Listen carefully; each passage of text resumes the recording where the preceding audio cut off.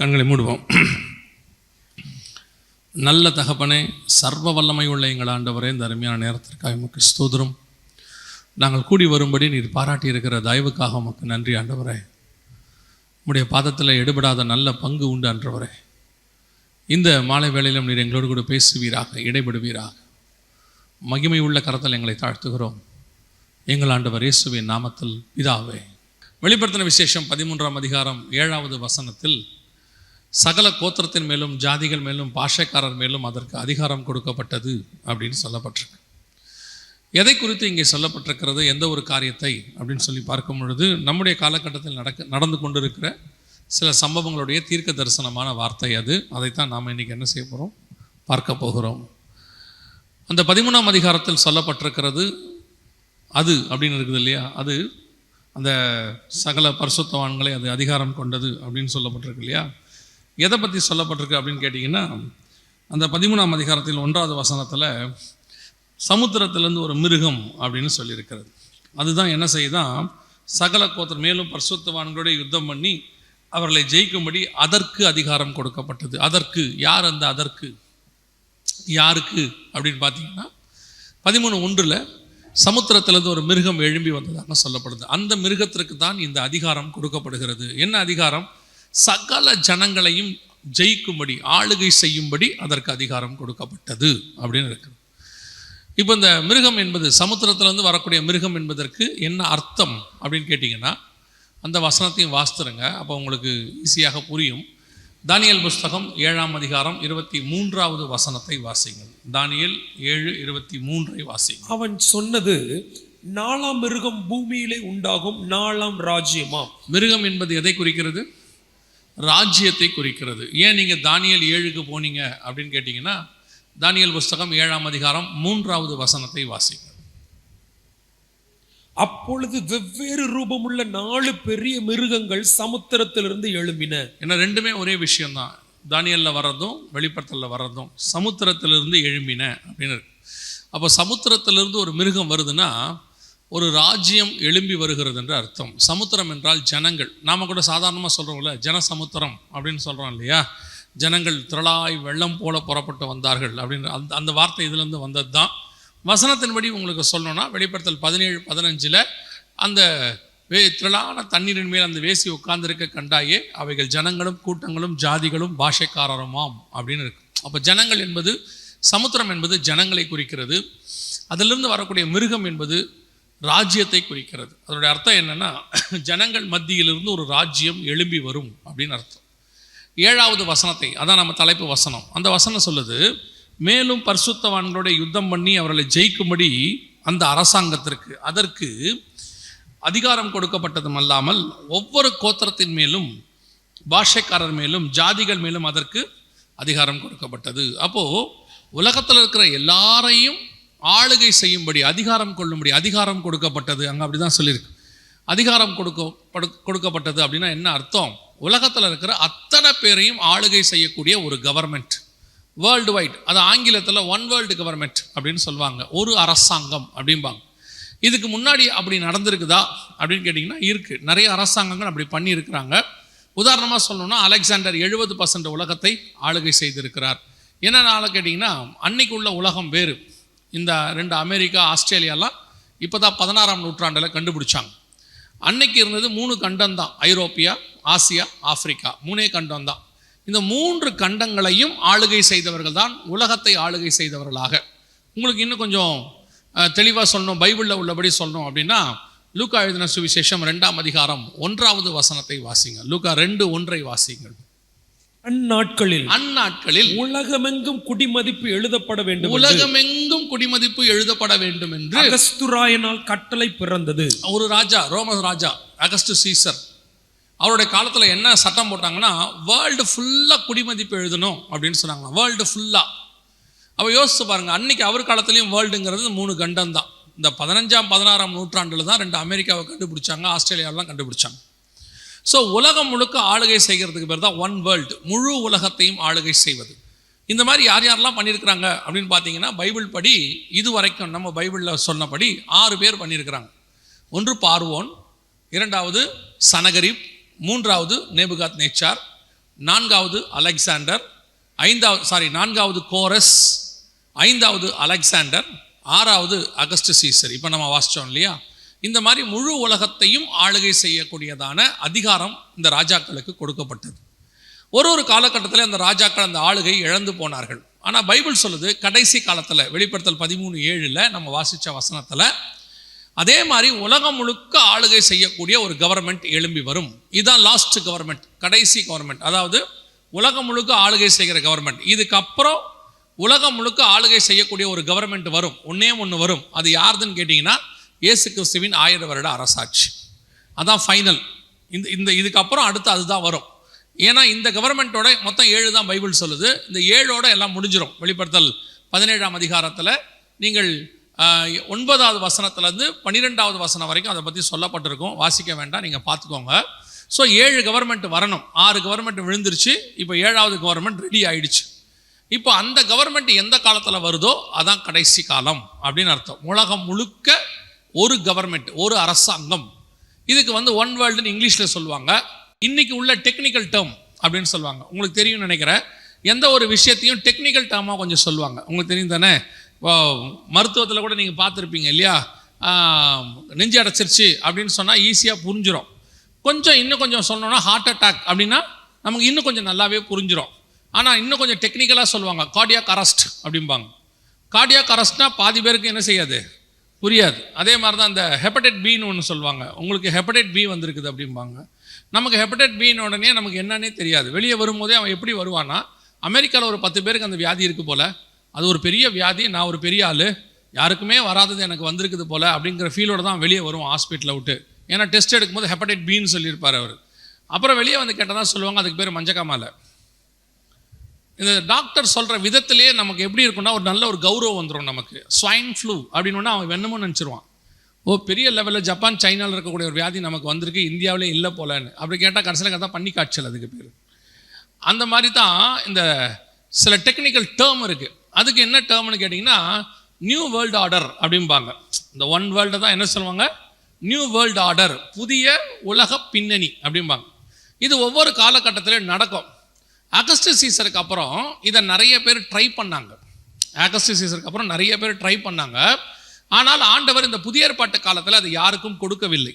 இயேசு கிறிஸ்து வந்த பிறகு அவர் தான் செய்யணும். அதுக்கப்புறம் யாருக்குமே அந்த ஆட்சி அவர் என்ன செய்யலை, கொடுக்கல. ஏன்னா இப்போ இயேசு என்னவாயிட்டார்னா பூமியின் அதிபதிகளுக்கு ராஜாவாக இருக்கிறார். ஆமென்.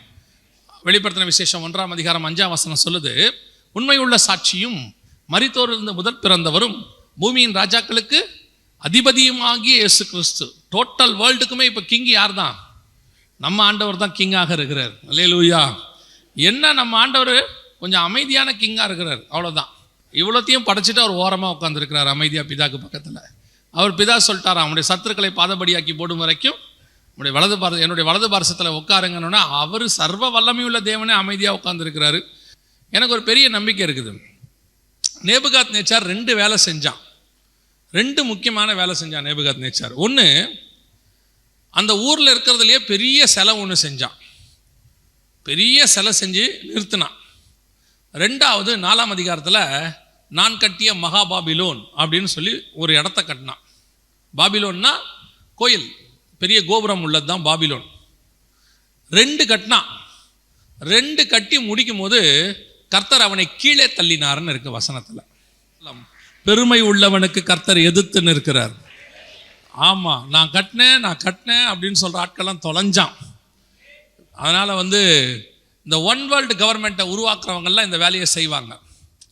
உலகம் முழுக்க ஒரே ஆட்சி, ஒரு நாடு முழுக்க ஒரே ஆட்சி.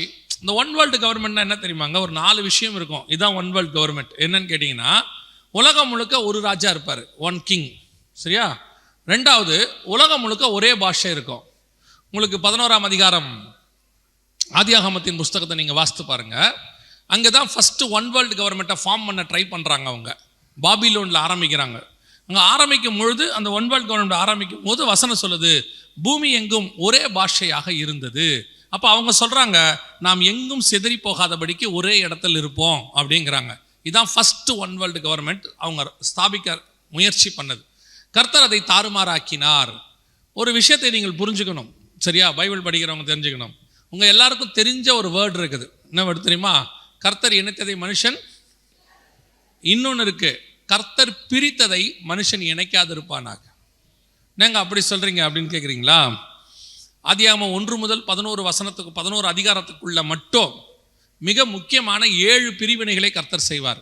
இந்த 7ஐயும் சேர்க்கக்கூடாது. இந்த 7ஐ எவன் சேர்த்தாலும் தொலைஞ்சான். ஏன்னா அது கர்த்தர் பிரித்தது. முதலாவது, இருளையும் வெளிச்சத்தையும் வெவ்வேறாக பிரித்தார். இது ரெண்டும் சேரக்கூடாது. மனுஷன் எப்போ இரவில் வெளிச்சத்தை கொண்டு வந்து இரவை பகலை போல மாற்றணும்னு ஆசைப்பட்டான். இப்போ என்ன பண்ணியிருக்கான்னா ஆர்டிஃபிஷியல் சன் உருவாக்கி இருக்கிறான், நைட்டில் பிரகாசிக்கிறதுக்கு ஆர்டிஃபிஷியல் சன். ரெண்டாவது, வானத்துக்கு மேலுள்ள தண்ணீரையும் கீழுள்ள தண்ணீரையும் வெவ்வேறாக பிரித்தார். இந்த 2 தண்ணியும் என்ன செய்யக்கூடாது? ஒன்றா சேரக்கூடாது. நோவா காலத்தில் பார்த்தீங்கன்னா 2 ஒன்றா சேரும். வானத்தின் மதகுகளும் திறவுண்டன, மகா ஆழத்தின் ஊற்றுக்கண்களும் பிளந்தன. 2 ஒன்றா சேரும். மூணாவது, பூமியில் உள்ள தண்ணீரையும் வெட்டாந்தரையும் வெவ்வேறாக பிரித்தார். இது 3வது பிரிவினை. 4வது, மனுஷனையும் மனுஷியையும் ஆணும் பெண்ணும் வெவ்வேறாக பிரித்தார்னா என்னன்னா, ஆண் தன்மையும் பெண் தன்மையும் கர்த்தர் என்ன பண்ணி வச்சிருக்கிறாரு? வெவ்வேறாக பிரிச்சிருக்கிறாரு. இது 2 ஒன்றா என்ன செய்யக்கூடாது? இப்போ சேர்றான், பாருங்க, ஆணும் சேர்றான், பெண்ணும் சேர்றான். இப்போ மாற்றிட்டான் எல்லாத்தையும். இந்த மாதிரி 7 பிரிவினை இருக்கு. இது 4வது பிரிவினை. 5வது 10ஆம் அதிகாரம் 25வது வசனத்தில் பூமியை பிரித்தார், கண்டங்களாக, தீவுகளாக. The earth was divided அப்படின்னு இருக்கும் அந்த இடத்துல பார்த்தீங்கன்னு சொன்னால். அடுத்து 11ஆம் அதிகாரத்தில் பாஷையை வெவ்வேறாக பிரித்தார் அப்படின்னு இருக்கும். இந்த மாதிரி ஆண்டவர் 7 பிரிவினைகள். இன்னொன்று இருக்குது, ஏதேன் தோட்டத்தை விட்டு ஜீவ விருட்சத்தையும், அதாவது ஜீவனையும் மனுஷனையும் வெவ்வேறாக பிரித்தார். மரணத்தையும், மனுஷனுக்கு மரணம் வந்துடுது, நித்திய ஜீவனையும் இதையும் பிரித்தார். இது எல்லாத்தையுமே இயேசு தான் சேர்க்கணும். இது உள்ள எதுவுமே என்ன செய்யக்கூடாது? ஒன்றா சேரக்கூடாது. இப்போ நீங்கள் பார்த்தீங்கன்னா உலகம் முழுக்க இது எல்லாத்தையும் ஒன்றா கொண்டு வருவாங்க. One world. உலகம் முழுக்க ஒரு மொழி இயேசுவின் காலத்தில் தான் இருக்கும், எபிரேய மொழி இருக்கும். உலகம் முழுக்க ஒரு ராஜா இருப்பார், அது இயேசுவின் காலத்தில் இயேசு ராஜாவாக இருப்பார். புரியுதா உங்களுக்கு? இது எல்லாமே இயேசு வரும்போது வரும். இப்போ எல்லாமே மாறிச்சு. இப்போ திருப்பி லாஸ்ட்ல இதை கடைசியாக இந்த ஒன் வேர்ல்ட் கவர்மெண்ட் செய்ய போகிற ஆள் யாருன்னு கேட்டிங்கன்னா, வேதம் சொல்லுது ஆன்டி கிரைஸ்ட், அந்தி கிறிஸ்து என்று வேதம் சொல்லுது. 2 தெசலோனிக்கேயர் 2ஆம் அதிகாரத்தில் 3வது வசனம் முதல் 9வது வசனம் வரை அவனை குறித்து சொல்லப்பட்டிருக்கிறது. அதே காரியம்தான் வெளிப்படுத்தல் 13லையும் இருக்கு, இதே காரியம்தான் வெளிப்படுத்தல் 17லையும் இருக்கு. ஸோ வேர்ல்டு ஃபுல்லாக ஒன் வேர்ல்டு, ஒரு உலகம், ஒரு மொழி, அதே மாதிரி ஒரு ராஜா, இந்த மாதிரி எல்லாமே வரும். இப்போ வந்திருக்குது. இது கிட்டத்தட்ட நான் சொல்லக்கூடிய இந்த காரியம் கிட்டத்தட்ட ஒரு 50 வருஷமாக ட்ரை பண்ணிக்கிட்டு இருக்கிறாங்க. நாங்கள் இதை ஒரு 20 வருஷமாக போதிக்கிறோம். இது ஒன்று ஆரம்பித்த காலத்துலேருந்து போதிக்கிறோம். அப்போ யாருக்கும் அது சரியாகவே ஏற்றுக்கொள்ளுகிற மனப்பக்குவம் இல்லை, அல்லது புரியலை அப்படி சொல்லிக்கலாம். ஆனால் இப்பொழுது அது கொஞ்சம் வெளியரங்கம். ஏன்னா அந்த கவர்மெண்ட் தொடங்குற காலம் வந்துருச்சு, ஒன் வேர்ல்டு கவர்மெண்ட் தொடங்குற காலம் வந்துருச்சு. அதனால் அவங்க என்ன பண்ணுறாங்க, வெளியரங்கமாக வந்திருக்கிறாங்க. கொஞ்ச காலமாக நீங்கள் பார்த்தீங்கன்னா இப்படிப்பட்ட காரியங்கள் உங்கள் கண்களுக்கு முன்பாக தோன்றும். நீங்கள் பார்த்துருப்பீங்களான்னு தெரியாது, நல்லா கவனிச்சு பாருங்கள். இதெல்லாம் பார்த்துருக்கிறீங்களா? பல இடங்களில் இந்த ஒன் வேர்ல்டுங்கிறது வெளிப்படையாக இருக்கும். இப்போது சாதாரணமாக பேட்டா ஷோரூம் போய் பாருங்கள், அங்கேயுமே ஒன் வேர்ல்டுன்னு போட்டு வச்சுருப்பாங்க.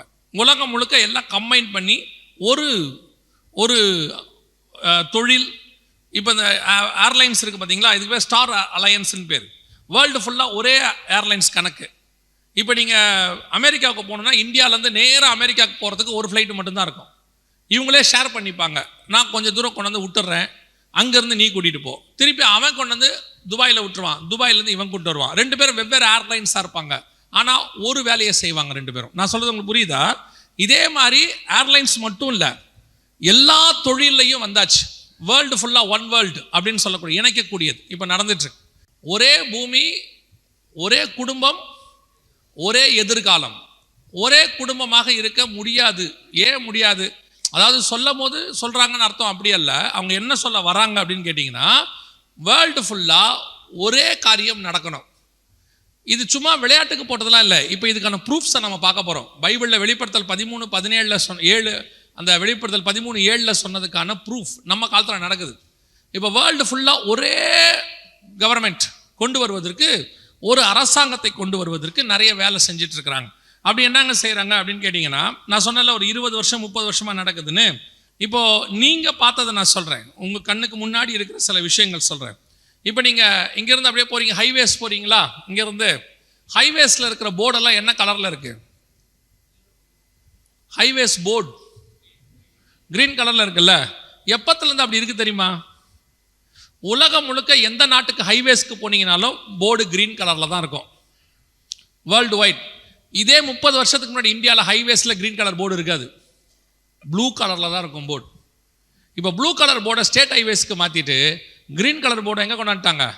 ஹைவேஸ்க்கு கொண்டாந்துட்டாங்க. ஏன் அப்படி இருக்குது? இது எப்படி வந்துச்சு? சரி, இங்கே எப்படி இருக்குது, ஏன் வெளிநாட்டில் அமெரிக்காவில் எந்த நாட்டுக்கு போனாலும் ஹைவேஸ் என்ன கலரில் தான் இருக்கும்? கிரீன் கலர் தான் இருக்கும். இது ஏன்? அப்புறம் யோசிங்க. இது நம்பர் 1. நம்பர் 2, எந்த ஸ்கூல் பஸ்ஸையும் பார்த்துருக்கீங்களா? காலேஜ் பஸ்ஸு, ஸ்கூல் பஸ் என்ன கலரில் இருக்குது? ஏன் அப்படி திடீர்னு நம்ம ஊரில் எல்லோ கலர் ஆச்சு? ஒரு 20 வருஷத்துக்கு முன்னாடி ஸ்கூல் பஸ் எதுவும் அந்த கலரில் இருக்காது, அவங்க கலரில் தான் வச்சுருப்பாங்க. இப்போ திடீர்னு ஒரு rule, all over India, all over the world எல்லாமே ஒரே கலர் பஸ், யூனிஃபார்மா அப்படின்னு நம்ம சொல்கிறோம். இதெல்லாம் உங்களுக்கு தெரியும், ஆனால் ஏன்னு தெரியாது. சரி, அது இருக்கட்டும். அதை தாண்டி இன்னொன்று கொஞ்சம் தெளிவாக உங்களுக்கு தெரியாது சொல்கிறேன். இப்போ புதுசாக வர காருகளில் பாருங்கள், நம்பர் பிளேட்டில் ஒரு கொடி ஒன்று இருக்குது. யாராவது கவனிச்சிருக்கிறீங்களா? ப்ளூ கலரில் சுற்றி ஸ்டார் இருக்கும். கவனிச்சிருக்கீங்களா யாராவது? ஒரு கார்னரில் ஸ்கொயராக ப்ளூ கலர் இருக்கும், அதை சுற்றி ஒரு 12 ஸ்டார் இருக்கும். பார்த்துருக்கீங்களா? அது எந்த நாட்டுடைய கொடி தெரியுமா? வரப்போகிறதான மிகப்பெரியதான அரசாங்கம், இன்னைக்கு உலகத்தை ஆளுகை செய்ய போகிற கவர்மெண்ட் அமெரிக்கா விழுந்துருச்சு. உங்கள் எல்லாருக்கும் தெரியும், ஒரு 20 வருஷமாக சொல்லிட்டு இருக்கிறோம் அமெரிக்கா விழப்போகுதுன்னு. அது மகாபாபிலோன். இந்த மகாபாபிலோன் விழுந்துருச்சு, பொருளாதாரம் போச்சு, எல்லாம் போச்சு. இப்போ இந்த வார் ஸ்டார்ட் பண்ண போகிறாங்க. வார் ஸ்டார்ட் பண்ணதோடு கூட அமெரிக்கா 2வது இடத்துக்கு போயிடும், இல்லை 3வது இடத்துக்கு போயிடும். முதல் இடத்துக்கு ஒரு நாடு வரும், யூரோப்பியன் யூனியன் என்கிற நாடு. அந்த யூரோப்பியன் யூனியனுடைய கொடி தான் நீங்கள் இப்போ நம்ம இந்தியாவுடைய காரில் இருக்குது. எங்கே பார்த்தாலும் நீங்கள் எந்த கார்லேயும் பாருங்கள், ஒரு ப்ளூ கலர் ஒரு ஸ்டார் 12 இருக்கும். உங்களுக்கு தெரியுமா, இந்தியாவுடைய நம்பர் பிளேட்டில் எந்த நாட்டினுடைய கொடியும் வைக்கக்கூடாது, இந்திய கொடி உட்பட. இந்திய கொடி கூட வைக்கக்கூடாது, யாருடைய பேர் வைக்கக்கூடாது. அதில் இருக்கிற நம்பர் பிளேட்டில் இருக்கிற நம்பர் கூட அவங்க கொடுக்குற ஃபாண்ட் ஸ்டைலில் தான் எழுதணும். அவங்க ஒரு 20 ஸ்டைல் வச்சுருப்பாங்க, அந்த 20 ஸ்டைலுக்குள்ளே தான் நீங்கள் எழுதணும். உங்கள் இஷ்டத்துக்கோ என் இஷ்டத்துக்கோ எழுதவே முடியாது. அந்த 20 ஸ்டைலில் நீங்கள் எதை வேணாலும் செலக்ட் பண்ணிக்கலாம். ஆனால் போர்டில் எதையுமே வைக்க முடியாது. ஆனால் இப்போ லேட்டஸ்ட்டாக வரக்கூடிய எல்லா கார்லேயும் பாருங்கள், சைடில் போர்டில் ஒரு ப்ளூ கலர் பேச்சஸும் அதில் 12 ஸ்டாரும் இருக்கும். இது யூரோப்பியன் யூனியன் ஃப்ளாக். ஏன் இங்கே இருக்குது? சரி, இந்தியாவில் மட்டும் இல்லை, நீங்கள் அப்படி எடுத்துக்காதீங்க. சிங்கப்பூர், மலேசியா, எங்கே வேணால் போங்க, யூரோப் முழுக்க போங்க, ஆப்பிரிக்கா போங்க, எங்கே போனாலும் இப்படி தான் இருக்கும் போர்டு. ஏன் இப்படி திடீர்னு உலகம் ஃபுல்லாக ஒரு போர்டு இப்படி மாறுச்சு? இது எல்லாமே பின்புலத்தில் ஒரு கவர்மெண்ட்டுக்கு கீழே நாங்கள் வரோன்னு அர்த்தம். அவங்க அதுக்கான ஆயத்தத்தை செய்ய தொடங்கிட்டாங்க 20 வருஷமாக. இப்போ அதெல்லாம் செஞ்சாச்சு. இப்போ மறைமுகமாக நடந்து கொண்டிருக்கிற இன்னொரு விஷயத்தை தான் நாம் பார்க்கணும். இதெல்லாம் வெளியரங்கமாக நமக்கு தெரிய ஆரம்பிச்சிருச்சு. இப்போ மறைமுகமாக அடுத்து அவங்க செய்ய போகிறது ஒன் லாங்குவேஜ், உலகம் முழுக்க ஒரே மொழி. அந்த ஒரே மொழியில் உங்களை என்னையும் கொண்டு வந்து நிறுத்தியாச்சு. இப்போ நாம் எல்லாம் அந்த ஒரு மொழிக்குள்ளே வந்துட்டோம். உலகம் முழுக்க என்ன மொழி காமன்? சவுண்டா இல்லை, அதுக்கு தான் கேட்டேன். இங்கிலீஷ் வேர்ல்டு வைட் பேசுகிற மொழி கிடையாது. இங்கிலீஷ் ஒரு 35% மக்கள் கூட பேசுகிறது கிடையாது. உலகத்திலேயே அதிகமாக மக்கள் பேசுகிற மொழின்னு எதுன்னு எடுத்துக்கிட்டிங்கன்னா மேண்ட்ரியன், சைனீஸ் லாங்குவேஜ் மேண்ட்ரியன் தான் உலகத்திலேயே அதிகமாக மக்கள் பேசுகிற மொழி. சரி, அதுதான் உலக மொழியானா அதுவும் இல்லை. இப்போ உலகத்தில் இருக்கிற எல்லா மக்களுக்கும் ஒரு மொழிக்குள்ளே கொண்டு வரணும். அதுக்கு அடையாளமாக என்ன பண்ணுறாங்க? ஒரு பைபிளில் இருந்து ஒரு உதாரணம் இருக்குது, நான் உங்களுக்கு சொல்கிறேன். இப்போது பார்வோனுடைய அரசாங்கத்துக்குள்ள யோசேப்பை கூட்டிகிட்டு வந்தாங்க. யோசேப்பை கூப்பிட்டு வந்தோடனே முதல்ல அவங்க பண்ண வேலை என்னென்னா, பார்வோன் யோசேப்புக்கு என்ன பண்ணார்? ஒரு பேர் மாற்றினார். சாப்னார் பெனாயான்னு ஒரு பேர் மாற்றி, அது என்ன பேர்னு கேட்டிங்கன்னா எகிப்திய பேர். அடுத்து தானியேலை கூட்டிகிட்டு வராங்க. தானியேல் 1ஆம் அதிகாரம் நீங்கள் வாசிக்க முடியும். தானியேலை கூட்டிகிட்டு வராங்க. கூட்டிகிட்டு வந்த உடனே நேபுகாத்நேச்சர் என்ன கட்டளை இட்டார்னா, அந்த கலைகளை சொல்லிக் கொடுங்க, எகிப்தின் மொழிகளை சொல்லிக் கொடுங்க, எல்லாம் சொல்லிவிட்டு எல்லாருக்கும் ஃபஸ்ட்டு அவர் செஞ்சது பேரை மாற்றிடுவார். பேரை மாற்றிட்டு தானியேலுக்கு பெல்ஷாஷார்னு மாற்றிடுவார். அடுத்த 3 பேருக்கு பேர் மாற்றுவார். இப்போ உங்களுக்கெல்லாம் அந்த பழைய பேரே மறந்து போச்சு. அனனியா, மிஷாவேல், அசரியாங்கிற பேரே மறந்து போச்சு. நாமளே சாத்ராக், மேஷாக், ஆபேத்நேகோன்னு வைக்க ஆரம்பிச்சிட்டோம். இது எகிப்திய பாபிலோனிய கடவுள்கள் பேர். ஏன் அந்த பேருக்கு மாற்றினான்? மொர்தேக்காய் எஸ்தரை மேதிய பெர்ஷியா சாம்ராஜ்யத்துக்கு கூப்பிட்டு வருவார். கூப்பிட்டு வந்தோன்னா அடுத்து என்ன பண்ணுவார்னு கேட்டிங்கன்னா, எஸ்தர் பேரை மாற்றிடுவார். மாற்றப்பட்ட பேர் தான் எஸ்தர். ஒரிஜினல் பேர் அக்தால். உங்கள் எல்லாருக்கும் தெரியும்னு நினைக்கிறேன். அப்போது ஒரு அரசாங்கத்துக்குள், கவர்மெண்ட்டுக்குள்ளே வரும்போது முதல்ல அந்த கவர்மெண்ட் என்ன பண்ணோம், அவங்க மொழியில் நமக்கு பேர் வைப்பாங்க. இப்போ இங்கிலீஷ்காரங்க இங்கே வந்தாங்க, பிரிட்டிஷர்ஸ் வந்தோடனே என்ன பண்ணாங்க, எல்லா தெருக்களுக்கும் அவங்க பேரில் என்ன செஞ்சாங்க, வச்சாங்க. லோக்கல் பேரை வச்சுக்கிட்டு அப்படியே இங்கிலீஷ் பேராக மாற்றி இங்கிலீஷில் பேர் வச்சுட்டாங்க. இப்போ நீங்கள் போகிறீங்க, ஊட்டிக்கு போகிறீங்க தானே? ஊட்டி தெரியுமா உங்களுக்கு? தெரியுமா தெரியாதா? அதுக்கு பேர் ஊட்டின்னு ஏன் வந்துச்சு தெரியுமா? அதோட ஒரிஜினல் பேர் என்ன தெரியுமா? உதகை மண்டலம். அதுவும் இல்லை, அதுக்கு தான் கேட்டேன். எங்களுக்கு தெரிஞ்சது உதகை மண்டலம். அதுக்கு பேர் ஒத்தக்கல் மந்து. அந்த மந்துனா அங்கே இருக்கக்கூடியதான இனம். நம்ம இங்கே சொல்கிறோம்ல, பட்டி, செம்மண் விளை. நீங்கள் நாகர்கோயில் பக்கம் போனீங்கன்னா திசையன் விளை இப்படிலாம் சொல்லிகிட்டே இருப்பாங்க. எங்கள் ஊர் பக்கம்லாம் வந்தீங்கன்னா வாக்கம், வலசர வாக்கம், மேடா வாக்கம் இப்படி சொல்லுவாங்க. அந்த மாதிரி ஊட்டியில் அந்த சைடு ட்ரைப் சைடில் மந்தும்பாங்க. அந்த ஊட்டிக்கு பேர் ஒற்றைக்கல் மந்து. அவன் ஒட்டக்கல் மந்துன்றான். வெள்ளக்காரனுக்கு வரல வாயில், ஒட்டக்க மண்டுன்னா. அப்புறம் ஒட்டக்க மண்டு உதக மண்டலாச்சு. உதக மண்டலம் ஊட்டி ஆயிடுச்சு. இப்போ நீங்கள் தூய தமிழில் உதக மண்டலம் இல்லையா? ஆக்சுவலாக பேர் மாறிடுச்சுல்ல. இந்த மாதிரி பேர் மாற்றிடுவாங்க. நமக்கும் மாற்றிடுவாங்கல்ல, மாற்றி ஆச்சு. இப்போ நமக்கு என்ன பேர், எந்த லாங்குவேஜில் பேர் வச்சுருக்குறாங்க தெரியுமா? நம்ம அத்தனை பேருக்கும் பேரை மாற்றி, இப்போ உங்கள் பேர் உங்கள் பேரே கிடையாது, அது உங்களுக்கு மட்டும்தான். இப்போ பாஸ்டர் பேர் இருக்குது, என் பேர் இருக்குல்ல. அவர் என்ன கூப்பிட்றதுக்கு அவர் பேர், நான் அவரை கூப்பிட்றதுக்கு அவர் பேர். கவர்மெண்ட்டுக்கு எங்கள் 2 பேர் பேருமே தெரியாது. கவர்மெண்ட் எங்களுக்கு வேற ஒரு பேர் வச்சிருச்சு. என்ன பேர் தெரியுமா? இதான் அந்த பேர், நம்பர், டிஜிட்டல். நான் சொல்கிறது இந்தியா இல்லை, இந்தியன் கவர்மெண்ட் இல்லை, இது வேர்ல்டு கவர்மெண்ட், உலக அரசாங்கம். எப்படி உலக அரசாங்கம் நான் உங்களுக்கு அடுத்து சொல்கிறேன். இப்போ நம்ம எல்லாருமே அவங்க வச்ச பேருக்கு வந்துட்டோம். இப்போ நீங்கள் எங்கே போங்க, உங்களை ஃபஸ்ட்டு என்ன கேட்குறாங்க? கஸ்டமர் கேருக்கு போங்க, இல்லை ஃபோனில் கஸ்டமர் கேருக்கு ஃபோன் பண்ணுங்க, இ சேவை மையத்துக்கு போங்க, எங்கே வேணாலும் போங்க. உங்களை என்ன கேட்குறாங்க ஃபஸ்ட்டு? நீங்கள் வேணால் எடுத்த உடனே சொல்லுங்கப்பா. நீங்கள் ஃபஸ்ட்டு சொல்லுங்கள், நான் வந்து எம்டி ஜெகன் பேசுகிறேன், இருக்கட்டும் நம்பர் சொல்லுங்கள். இல்லை, நான் வந்து எவாஞ்சலிஸ்ட் பேசுகிறேன், நம்பர் சொல்லுங்கள். நான் வந்து பாஸ்டர் கார்த்திக் கம்மாலியோட ஃப்ரெண்டு பேசுகிறேன், நம்பரை சொல்லி தொலைடா. அப்படி தானே சொல்ல போகிறாங்க அடுத்து, இல்லையா? நம்பரை சொல்லாட்டி என்ன அவங்களுக்கு என்ன செய்யாது, தெரியாது. எங்கே போனாலும் இப்போ என்ன முதல்ல என்ன கேட்குறாங்க? நம்பர்ஸ் கொடு, நம்பர் கொடுன்னு கேட்குறாங்க. ஏன்னா நான் தான் நம்பர் தான். இப்போ நான் என் பேருங்கிறது நம்பரை வச்சு தான் கண்டுபிடிக்கப்படுது. முதன்மையான என் பேர் டிஜிட்டல். ஏன் இந்த நம்பர் அப்படின்னு கேட்டிங்கன்னா, உலகத்தில் இருக்கிற அத்தனை பேருக்கும் தெரிஞ்ச ஒரே மொழி நம்பர். இப்போது 5ன்னு இருக்குன்னு வச்சுக்கோங்களேன். இந்த 5ங்கிறத தமிழில் 5ன்னு எழுதிடுவீங்க, 5 அப்படின்னு எழுதுவீங்க.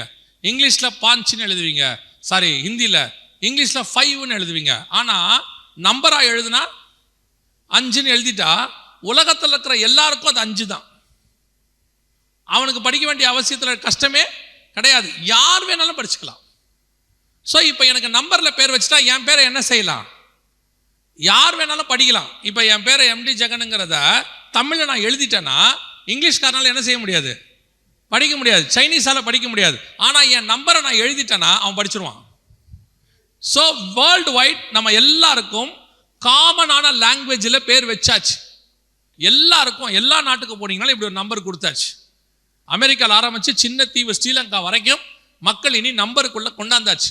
எப்படி நேபுகாத்நேச்சர் எல்லாருக்கும் பேர் மாற்றினானோ அதே மாதிரி மாற்றியாச்சு, எவ்ரிபடி. இப்போ நாம் எல்லாருமே அந்த அரசாங்கம் வச்ச பேருக்கு வந்துட்டோம். இந்த பேர் நம்ம வைக்கல, இந்த பேர் என்ன செய்யலை, நம்ம வைக்கல. இப்போ ஒரு உதாரணத்துக்கு சொல்கிறேன். நீங்கள் இந்த நம்பர் இருக்குது, நீங்கள் இ சேவை மையத்துக்கு போங்க. போயிட்டு இந்த கார்டில் இருக்கக்கூடியதான எதை வேணாலும் நீங்கள் மாற்றிடலாம். இந்த கார்டில் இருக்கிற ஃபோட்டோவை மாற்றலாம். அவங்களே ஃபோட்டோ மாற்ற சொல்கிறாங்க. 10 வருஷத்துக்கு ஒரு தடவை என்ன செய்யுங்க, ஃபோட்டோ மாற்றுங்க. அடுத்து உங்களுடையதான அட்ரஸ் மாற்றலாம். நான் அட்ரஸ் மாறிட்டேன், அட்ரஸ் மாற்றலாம். உங்கள் பேர் இருக்குதுல்ல, இப்போ என் பேர் ஜெகன் இருக்கு இல்லையா, இந்த பேரை கூட அதில் மாற்றிடலாம் தெரியுமா? கெசட்டில் கொடுத்து பேரை மாற்றிட்டு அந்த ப்ரூஃபை கொண்டு வந்து கொடுத்தா இங்கே என்ன பண்ணி கொடுத்துருவாங்க, பேரை மாற்றி கொடுத்துருவாங்க. நீங்கள் ஒன்று சொல்லி பாருங்கள், போயிட்டு நீங்கள் எனக்கு ஒரு நம்பர் கொடுத்துருக்குறீங்க, நீங்கள் போய் சொல்லி பாருங்கள் இ சேவை மையத்தில் இந்த நம்பரை மாற்றணும் அப்படின்னு சொல்லி. மாற்ற முடியாது. ஏன்னா இது இந்தியாவுக்கு கொடுக்குற நம்பர்னு மட்டும் நினச்சிக்காதீங்க. இது auto generated number, world wide, not only India. இந்த நம்பர் இருக்குது பார்த்தீங்களா, இது யூனிக் நம்பர் உங்களுக்கு. ஏன் அந்த 16 டிஜிட்ன்றதுக்கு காரணம் இருக்கு.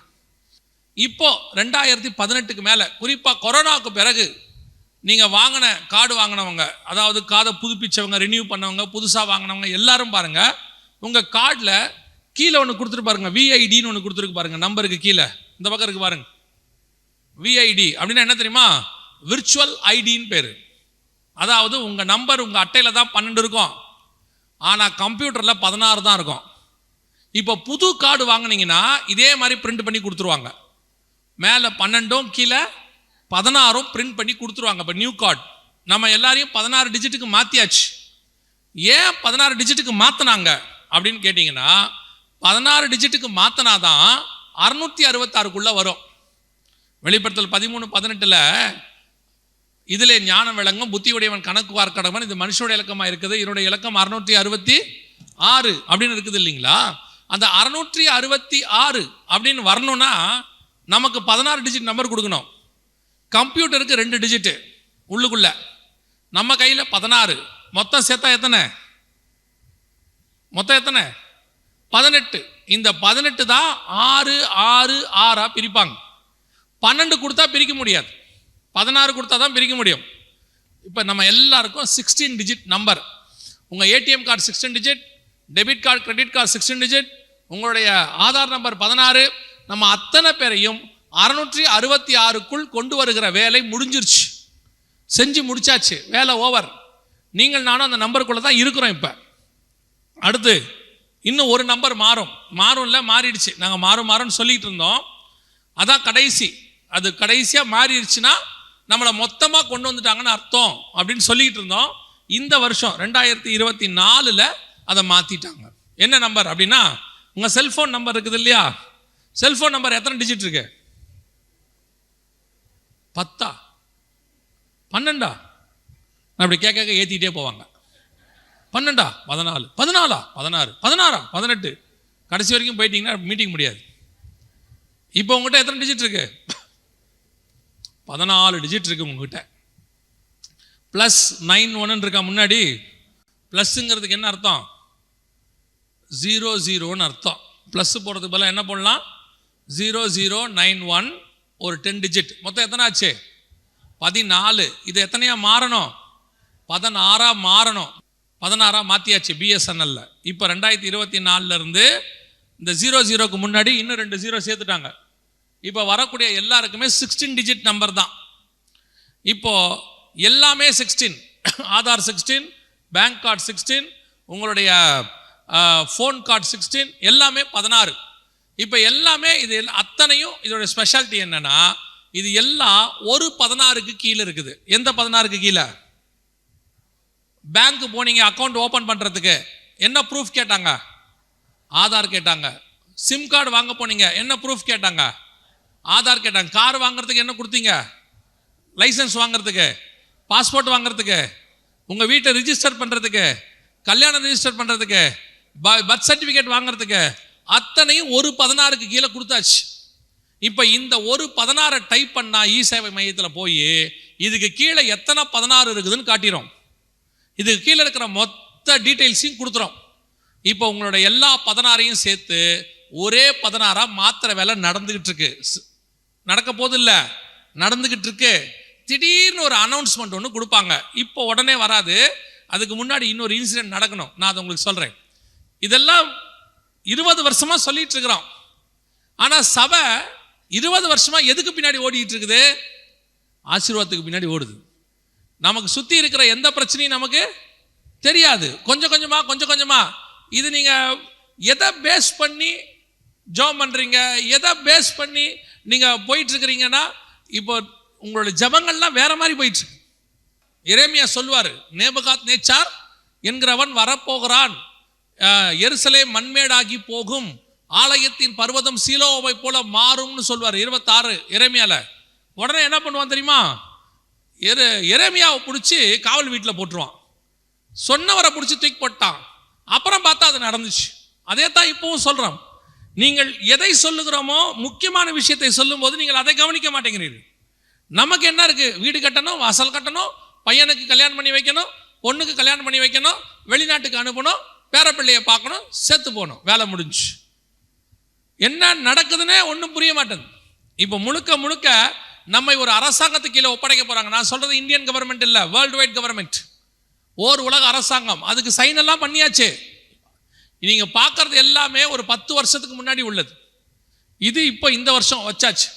நம்ம அத்தனை பேரையும் ஒரு நம்பருக்குள், ஒரு 16க்குள் கொண்டு வந்தாச்சு. இந்த 16க்குள்ள கொண்டு வந்து நம்ம எல்லாரையும் இப்போ பேரு 666க்குள்ள வந்துருச்சு. இப்போ நீங்க என்ன நினைக்கிறீங்க அப்படின்னா, ஐயோ அப்படின்னா நாம எல்லாருமே வருகையில் போக முடியாதா? உபத்திரவ காலத்துக்குள்ள தான் இருப்போமா? 666 ரெடி ஆயிருச்சா? அப்போ நம்மளை பிடிச்சிட்டாங்களான்னா இல்லை. ஏன்னா அந்த வசனம் என்ன சொல்லுது? 13ஆம் அதிகாரம் 16வது வசனத்தில் வெளிப்படுத்தல இந்த நம்பர் 17வது வசனம் சொல்லுது. ஃபர்ஸ்ட் 17 சொல்லுது, இந்த மிருகத்தின் முத்திரையாவது நாமத்தையாவது, நாமத்தின் லக்கம்னா நம்பரையாவது தரித்து கொள்ளுகிறவன் தவிர வேறு ஒருவனும் வாங்கவும் விற்கவும் கூடாதபடிக்கு செய்தது. இப்போ நம்ம அந்த இடத்துக்கு வந்துட்டோம். சின்ன சிம் கார்டுல இருந்து பெரிய லேண்ட் வாங்குற வரைக்கும் இது இல்லாட்டி வாங்க முடியாது. உங்களால் எதையாவது விற்கணும், இது இல்லாட்டி விற்க முடியாது. ஒரு ரெஜிஸ்ட்ரேஷன் பண்ணோம், இது இல்லாட்டி பண்ண முடியாது. எல்லாமே நீங்கள் எடுத்துக்கிட்டீங்கன்னா இந்த நம்பர் இல்லாமல் எதுவும் செய்ய முடியாதுன்னு கொண்டாந்துட்டாங்க. நீங்கள் நாளைக்கு ஓட்டு போட போகிறீங்களா? ஓட்டு போடும் போது கூட ஓட்டர் ஐடி அடுத்த ப்ரூஃப் எதுன்னு கேட்டிங்கன்னா ஆதார் தான். ஒரு காலம் வரும் ஓட்டர் ஐடி உங்களுக்கு செல்லுபடி ஆகாது, ஆதார் மட்டும்தான் கேட்க போகிறாங்க. வெளிநாட்டில் இப்போ அப்படி தான், ஆதார் அவங்களுடைய ஐடி வச்சு தான் போடுறாங்க. ஸோ இப்போ நம்ம எல்லாரையும் வந்தாச்சு. ஆனால் இப்போ நீங்கள் 660க்குள்ளே வந்துட்டோமா? நம்மளை பிடிச்சிட்டாங்களா? அந்த கவர்மெண்ட் வந்துருச்சானா? இப்போ நம்மளை கொண்டாந்துருக்கிறாங்க. ஆனால் இன்னும் வலது கைக்கும் நெத்திக்கும் அது என்ன செய்யல? வரவில்லை. வலது கைக்கும் நெத்திக்குமான வேலை இப்பொழுது ரெடியாக்கி விட்டது. நல்லா கவனிங்க, வலது கைக்கும் நெத்திக்குமான வேலை இப்பொழுது ரெடியாகி விட்டது. அதற்கான ஒரு வேலையைத்தான் கொரோனா நேரத்தில் செஞ்சாங்க. நீங்களும் அதற்கு நல்லபடியாக ஒத்துழைப்பு கொடுத்தீங்க.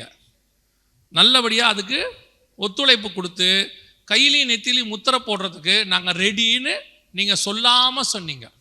என்னங்க சொல்கிறீங்க அப்படின்னு கேட்டால், இதை நீங்கள் பார்த்துருப்பீங்கன்னு நினைக்கிறேன். இதுக்கு பேர் ஐடி 2020. அப்படின்னா என்னங்க அப்படின்னு கேட்டிங்கன்னா, கவனிங்க, இப்போது கொரோனா முடிஞ்ச உடனே நம்ம எல்லாருக்கும் ஒன்று சொன்னாங்க. இந்த வேக்சின் போட்ட பிறகு ஒரு ரூல் ஒன்று போட்டாங்க ஆல் ஓவர் த வேர்ல்டு. என்ன ரூல் போட்டாங்க? வேக்சின் போடாதவங்கெல்லாம் வெளியே வர கூடாது, வேக்சின் போட்டவங்க தான் வரணும் அப்படின்னு சொன்னாங்க. சரி, இந்த வேக்சின் போட்டவங்க போடாதவங்கன்றதை எப்படி கண்டுபிடிப்பீங்க? வேக்சின் போட்டவங்க போடாதவங்க என்ன ப்ரூஃப்? போட்டவங்களுக்கு ஒரு வேக்சின் சர்டிஃபிகேட்னு ஒன்று கொடுத்தாங்க. அது எதோட இணைக்கப்பட்டிருந்தது? ஆதாரோட இணைக்கப்பட்டிருந்துச்சு. இப்போ நம்மளை பொறுத்த வரைக்கும் வேக்சின் பிரச்சனையோ இல்லையோ, ஆனால் கண்டிப்பாக வேக்சின் சர்டிஃபிகேட் வேணும். இல்லைன்னா ஸ்கூலுக்கு வராதன்ட்டாங்க, வேலைக்கு வராதன்ட்டாங்க. கவர்மெண்ட்லலாம் வேக்சின் போடாதவங்க வரவே கூடாதுன்னு சொல்லியாச்சு. இப்போ வேக்சின் சர்டிஃபிகேட் தான் நமக்கு ரொம்ப ப்ரூஃப். அது இல்லாட்டி முடியாது அப்படின்னு சொல்லிட்டாங்க. கவனிங்க, என்ன பிரச்சனை? இப்போ நம்ம எல்லாரையும் அதுக்கு கீழே கொண்டு வந்து நாம் வெளியே வரும்போது வேக்சின் போட்டோமா இல்லையான்னு ஃபோனை வச்சு செக் பண்ணாங்க. இதோட கூட இன்னொரு செக் ஒன்று பண்ணாங்க. உங்களை அடுத்ததுக்கு ரெடி பண்ணுறது அதுதான். நீங்கள் அதில் கான்சன்ட்ரேட் பண்ணலை, ரொம்ப பெருசாக சாதாரணமாக எடுத்துக்கிட்டீங்க. என்ன பண்ணாங்கன்னா, ஒவ்வொரு இடத்துக்கு போகும்போதும் உங்களுக்கு டெம்பரேச்சர் இருக்குதான்னு சொல்லி இந்த மாதிரி செக் பண்ணாங்க. ஞாபகம் இருக்குதா? போகிற இடத்துலலாம் நெத்தியையும் கையையும் என்ன பண்ணாங்க? செக் பண்ணாங்களா இல்லையா? அதாவது ரூல் மாதிரி போட்டாங்க. எங்கே போனாலும், எந்த இடத்துக்கு போனாலும் கையும் நெத்தியும், ஷாப்பிங் மாலோ, ஏன் சர்ச்சுக்கு வரும்போது கூட பண்ண சொன்னாங்க, எங்கே ஒரு ஸ்கூலுக்கு போனால் பண்ண சொன்னாங்க. எல்லா இடத்துலையும் நீங்களும் கையும் நெத்தியும் என்ன பண்ணீங்க? காட்டிட்டு தான் நம்ம எல்லா இடத்துக்கும் உள்ளே போனோம். சரி, காட்டுறது மஸ்ட்னு ஆகிப்போச்சு. நீங்கள் என்னைக்காவது யோசிச்சிங்களா, ஏன் ஜுரம் இருக்குதான்னு கையை பார்த்தாங்க? ஜுரம் இருக்குதான்னு கையை பார்க்கக்கூடாது, அவசியம் இல்லை. ஜுரம் இருக்குதான் நெத்தியை பார்க்கலாம், இங்கே கை வச்சு பார்க்கலாம், இல்லை டெம்பரேச்சர் வாயில் வச்சு தெர்மாமீட்டர் பார்ப்பாங்க, இல்லைன்னா கைக்கு கீழே இப்படி வைப்பாங்க. ஆனால் முதல் முறையாக உங்களுக்கும் எனக்கும் டெம்பரேச்சருக்கு தான் இங்கே செக் பண்ணாங்க தானே, ஞாபகம் இருக்குதா? ஏன் கையும் நெத்தியும் பண்ணாங்க? பண்ணது கூட பரவாயில்ல. ஆக்சுவலாக அதை பண்ண சொன்னது எதுக்காகனா, அவருக்கு கொரோனா இருக்குதா ஜுரம் இருக்குதான்னு பார்க்கறதுக்கு. எங்கேயாவது செக் பண்ண இடத்துல உங்கள் நம்பரையும் டெம்பரேச்சரையும் எழுதுனாங்களா? போகிற இடத்துல நியாயமாக எழுதணும். ஒரு நோட்டு வச்சு இவங்க நம்பர், அவங்களுக்கான டெம்பரேச்சர் எழுதணும். எழுதுனாங்களா? அப்புறம் எதுக்கு செக் பண்ணாங்க? அதுக்கு ஒரு காரணம் இருந்துச்சு. என்ன காரணம்னா, இப்போ அடுத்து இதை விட மோசமான ஒரு பேண்டமிக் வருது. அந்த பேண்டமிக்கில் நம்ம அத்தனை பேருக்கும் இந்த ஐடி 2020 போகிறதுக்கு WHO வேர்ல்டு ஹெல்த் ஆர்கனைசேஷன் எல்லா நாட்டுக்கிட்டையும் சைன் பண்ண சொல்லி டாக்குமெண்ட் அனுப்பிட்டான். இங்கே இருக்கு பாருங்க, குளோபல் அக்ரிமெண்ட், உலகளாவிய ஒரு அக்ரிமெண்ட் போட்டாச்சு. ஜனவரி மாதம் போட்டாங்க. இது மேலே யாரு பாருங்க, வேர்ல்டு ஹெல்த் ஆர்கனைசேஷன், உலக சுகாதார மையம், இந்தியாவுக்குள்ள அனுப்பியாச்சு.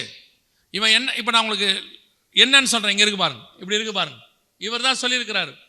இவர் என்ன சொல்றாரு அப்படின்னு கேட்டிங்கன்னா, வருகிற மே மாதத்துக்கு அப்புறம், இன்னும் இப்போ இது வந்து மார்ச் ஏப்ரல் மேக்கு அப்புறம் உலகம் முழுக்க, இப்போ நான் சொல்கிறதையெல்லாம் கவனிச்சிட்டே வாங்க, கதை சொல்லலை. நாங்கள் ஒவ்வொரு விஷயத்தையும் சொல்லும் போது நான் ப்ராஃபஸி சொல்கிறதில்ல, நான் தீர்க்கதரிசி இல்லை, பைபிளில் உள்ளதை மட்டும்தான் சொல்கிறோம். ஆமோஸ் சொல்கிற மாதிரி நான் தீர்க்கதரிசியும் இல்லை, தீர்க்கதரிசியின் புத்திரனும் இல்லை. ஆனால் பைபிளில் உள்ள தீர்க்க தரிசன வசனத்தை என்ன நடக்குதுங்கிறத எக்ஸ்பிளைன் பண்ணி சொல்கிறோம். அவ்வளோதான் எங்கள் வேலை. ஆவியானவர் கொடுத்தது அவ்வளோதான். ஆனால் நீங்கள் அதை ஒரு கதை போல கருதுகிறீர்கள். ஏதோ ஒரு விஷயத்தை வந்து கதை கேட்டு போகிற மாதிரி போகிறீங்க. உங்களுக்கு எச்சரிப்பு கொடுக்கறதுக்கு தான் இந்த மீட்டிங்லாம் நடத்துகிறோம், கதை சொல்கிறதுக்கு இல்லை. சுவிசேஷ மீட்டிங் ஒரு பக்கம், அப்புறம் தேசத்துக்கான ஜெபம் ஒரு பக்கம், விசுவாச வளர்ச்சிக்கு ஒரு பக்கம், பரிசுத்தத்துக்கு ஒரு பக்கம், அதே மாதிரி கர்த்தருடைய வருகைக்கான கூட்டமும் ஒரு பக்கம். எல்லாம் சேர்ந்து தான் சபையில் நடக்கும். எல்லாத்தையும் முக்கியமாக எடுத்துக்கணும். வெறும் ஆசீர்வாதத்துக்கு பின்னாடி மட்டும் ஓடுனீங்க, ஒரு நாள் நிச்சயமாக இந்த ஆசீர்வாதம் உங்கள் கையில் இருக்கும். ஆனால் அனுபவிக்கக்கூடிய இடத்தில் நீங்கள் இருக்க மாட்டீர்கள். கொரோனால நீங்க பார்த்துருப்பீங்க, வீடு இருந்துச்சு, கார் இருந்துச்சு, எல்லாம் இருந்துச்சு, ஒரே ஒரு சிலிண்டர் இல்லாம, ஆக்சிஜன் சிலிண்டர் இல்லாம ஜனங்க அலைஞ்சாங்க. அத்தனை பேருக்கிட்டும் எல்லாம் இருந்துச்சு, ஆனா ஐசியூல ஒரு பெட்டு கிடைக்காம அலைஞ்சாங்க ஜனங்க ஹாஸ்பிட்டல்ல. நீங்க திருப்பியும் சொல்றேன், இன்னைக்கு உலகம் வேறொரு இடத்துக்கு போய் கொண்டிருக்கிறது. நம்ம கண்ணுக்கு முன்னாடி அதை அவங்க சொல்லிக்கிட்டு இருக்கிறாங்க. ஆனா பிசாசு உங்க கண்ணுக்கு அதை மறைக்கிறான். இப்போ அவங்க உலகம் முழுக்க சைன் வாங்கிட்டு இருக்கிறாங்க. என்ன சொல்ல வராங்கன்னா, மே மாசத்துக்கு அப்புறம் வர இந்த மேக்கு அப்புறம் உலகளாவிய பல மாற்றங்கள் நடக்கும். இந்த வருஷம் என்ன சொல்லியிருக்கிறாங்கன்னா, எல்லா நாடுகளும் எங்ககிட்ட அக்ரிமெண்ட் பண்ணுங்க. என்ன அக்ரிமெண்ட்? நாங்கள் எடுக்கிற எல்லா முயற்சிக்கும் நீங்களும் உங்கள் நாடும் உங்கள் நாட்டு மக்களும் கீழ்ப்படிவீர்கள் என்று சொல்லி அவங்க கேட்டிருக்கிறாங்க. என்ன கீழ்ப்படியணும், என்ன பண்ணணும்? ஒன்றும் இல்லை, 2020 பில்கேட் சொல்லிட்டாரு இந்த மாதிரி ஒன்று போட சொல்லி, இந்த மாதிரி ஒன்று போட சொன்னார். அப்போ இதை சீரியஸாக எடுத்துக்கல. இப்போ என்ன சொல்ல போகிறாங்க, உங்களுக்கு எனக்கும் இது வரைக்கும் போட்ட வேக்சின் பத்தாது, இப்போ வரப்போகிறது அந்த வேக்சினுக்கு கட்டுப்படாது. ஸோ இதை உங்கள் கையிலையோ நெத்தியிலையோ வைப்பாங்க. வச்சாச்சுன்னா உங்கள் உடம்புல அந்த கிருமி வந்தாலும் சரி, அதுக்கு தேவையான மெடிசனை உட்செலுத்துறதுக்கும் சரி, இது உங்கள் பாடியிலேயே இருக்கும். அந்த கிருமி வந்தோடனே இதுவே காட்டி கொடுத்துரும். இது உள்ள ஒரு சிம் கார்டு மாதிரி ஒன்று இருக்குது, உங்கள் கையிலையோ நெத்திலையோ வச்சுருவாங்க. இதுக்கு பேர் பயோசிப்னு பேர் வச்சுருவாங்க. இது கிருமி வந்த உடனேயே நீங்கள் ஹாஸ்பிட்டலுக்கு போய் உங்கள் கையை வச்சாலே அந்த கிருமி உங்கள் உடம்புல இருக்குதா இல்லையான்னு இது சொல்லிடும். அதுக்கப்புறம் இது உங்கள் டிஜிட்டல் ஐடி. இங்கே சொல்கிறான் பாருங்க, இதுதான் டிஜிட்டல் ஐடி. அப்படின்னா என்ன சொல்கிறது? யூரோப்பியன் யூனியன் இனிமேட்டு உங்கள் கையில் இருக்கிற எந்த கார்டும் யூஸ் ஆகாது. எல்லா கார்டையும் இந்த 3ஆம் உலக யுத்தத்தோடு கூட முடிவு கொண்டு வந்துருவாங்க. எல்லாமே டிஜிட்டல்.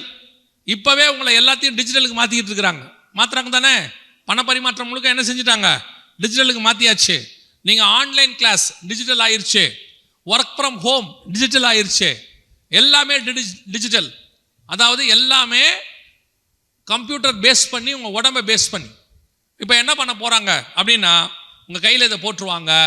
நீங்கள் இனி எங்கே போனாலும் ஒரு வெளிநாட்டுக்கு போகிறவங்க இப்போ மாற்றியாச்சு. நான் பார்த்துட்டு வந்ததை சொல்கிறேன். சிங்கப்பூருக்கு போய் மீட்டிங்காக போயிருந்தோம் பிப்ரவரி மாதம். போகும்போது நம்ம பாஸ்போர்ட்டில் உள்ளே போனால் ஸ்டாம்ப் போடுவாங்க தெரியுமா? விசா ஸ்டாம்ப் கிடையாது. இப்போ விசா ஸ்டாம்பிங் கிடையாது. நீங்கள் போன உடனே அங்கே ஒரு ஸ்கேனர் மிஷின் இருக்கும், அதில் பாஸ்போர்ட்டை வைக்கணும். வச்ச உடனே 3 செகண்ட் 4 செகண்ட் பாஸ்போர்ட் ஸ்கேன் பண்ணியாச்சு. உங்களுடைய பாஸ்போர்ட்டை செக் பண்ணி அது பர்மிஷன் கொடுத்துருச்சு.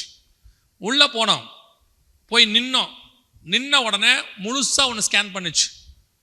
அது அடுத்த 5 செகண்ட் ஸ்கேன் பண்ணிவிட்டு டோர் ஓப்பன் ஆச்சு. நீங்கள் சிங்கப்பூருக்குள்ளே போகலான்ட்டான். பாஸ்போர்ட்டை யாரும் செக் பண்ணல, நிற்க வச்சு கேள்வி கேட்கல, எதுவும் செய்யலை. மொத்தம் மிஞ்சி போச்சுன்னா 1 நிமிஷத்துலேருந்து 2 நிமிஷம். நீங்கள் போனீங்க, பாஸ்போர்ட்டை வச்சிங்க, அந்த இடத்துல நின்னீங்க, அமுச்சு விட்டான், சிங்கப்பூருக்குள்ளே போயாச்சு, அவ்வளோதான். இப்போ பாஸ்போர்ட்டுமே இருக்காது. உங்கள் பாஸ்போர்ட்டுக்கு பதிலாக இதை கையில் போட்டுருவாங்க, இந்த ID 2020 உங்கள் கையிலையோ நெத்திலையோ வைக்க போகிறாங்க. திருப்பியும் சொல்கிறேன், இது இப்போ செய்யலை, 2005 தமிழ்நாட்டில் ப்ரொடியூஸ் பண்ணுறாங்க. ஸ்ரீபெரும்புதூரில் எல்லாமே ரெடி. இப்போ வலது கையிலையும் நெத்திலையும் உங்களுக்கு போடுவாங்க. இனிமேட்டு அதான் ஆதார் கார்டு, இனிமேட்டு அதுதான் உங்களுடைய பேங்க் கார்டு. இப்பயே கொஞ்சம் கொஞ்சமாக உங்களுடைய பண பரிமாற்றம், பேங்க் கார்டெல்லாம் கழிச்சு ஜிபே இப்படி கொண்டு வந்துக்கிட்டு இருக்கிறான். எல்லாமே பை ஃபோன். இப்போ அதுக்கு பதிலாக கை. இப்போவே நீங்கள் அதுக்கு பழக்கம் ஆயிட்டீங்க. சேவை மையத்துக்கு போனால் என்ன வைக்க சொல்கிறான்? கைரேகை வைக்க சொல்கிறாங்க. இப்போ ரேஷன் கடைக்கு போனால் என்ன வைக்க சொல்கிறாங்க? கைரேகை வைக்க சொல்கிறாங்க. இப்போ நீங்கள் வேறு எங்கே வேணாலும் போங்க, கைரேகை வைக்க சொல்ல தொடங்கிற காலம் வந்தாச்சு. வெளிப்படுத்தல் 13-16. இப்போ யோசித்து பாருங்க, உங்களை கையும் நெத்தியும் செக் பண்ணாங்க தானே எல்லா இடத்துலையும். உங்களுக்கு கொஞ்சமாவது தோணுச்சா? கையும் நெத்தியும் டெம்பரேச்சருக்கு செக் பண்ணுறாங்களே, கையை ஏன் செக் பண்ணுறாங்க? கையில் போய் எப்படி ஜுரம் பார்ப்பாங்க? உங்களுக்கு எதாவது தோணுச்சா? தோணல. நம்ம காட்டணுமா இல்லையா? காட்டிட்டு போனோம். இதோட அர்த்தம் என்ன தெரியுமா? இதே வசனம் நமக்கு தெரியும். இந்த காரியம் நம்ம கையிலேயே ஒரு 50 வருஷமாக பைபிள் இருக்கு. இதை பற்றின செய்திகளை நாங்களே 20 வருஷமாக கொடுக்குறோம். அதுக்கு முன்னாடியிலேருந்து பரிசுத்தவான்கள் கொடுத்துக்கிட்டு இருக்கிறாங்க. இவ்வளவும் தெரியும். ஆனால் அந்த கையும் நெத்தியும் காட்டும் போது இது எதுவுமே உங்களுக்கு ஞாபகத்துக்கு வரல. பைபிளில் சொன்ன மாதிரி கையும் நெத்தியும் காட்ட ஆரம்பிச்சிட்டோன்னு தோணல. காரணம் என்ன தெரியுமா?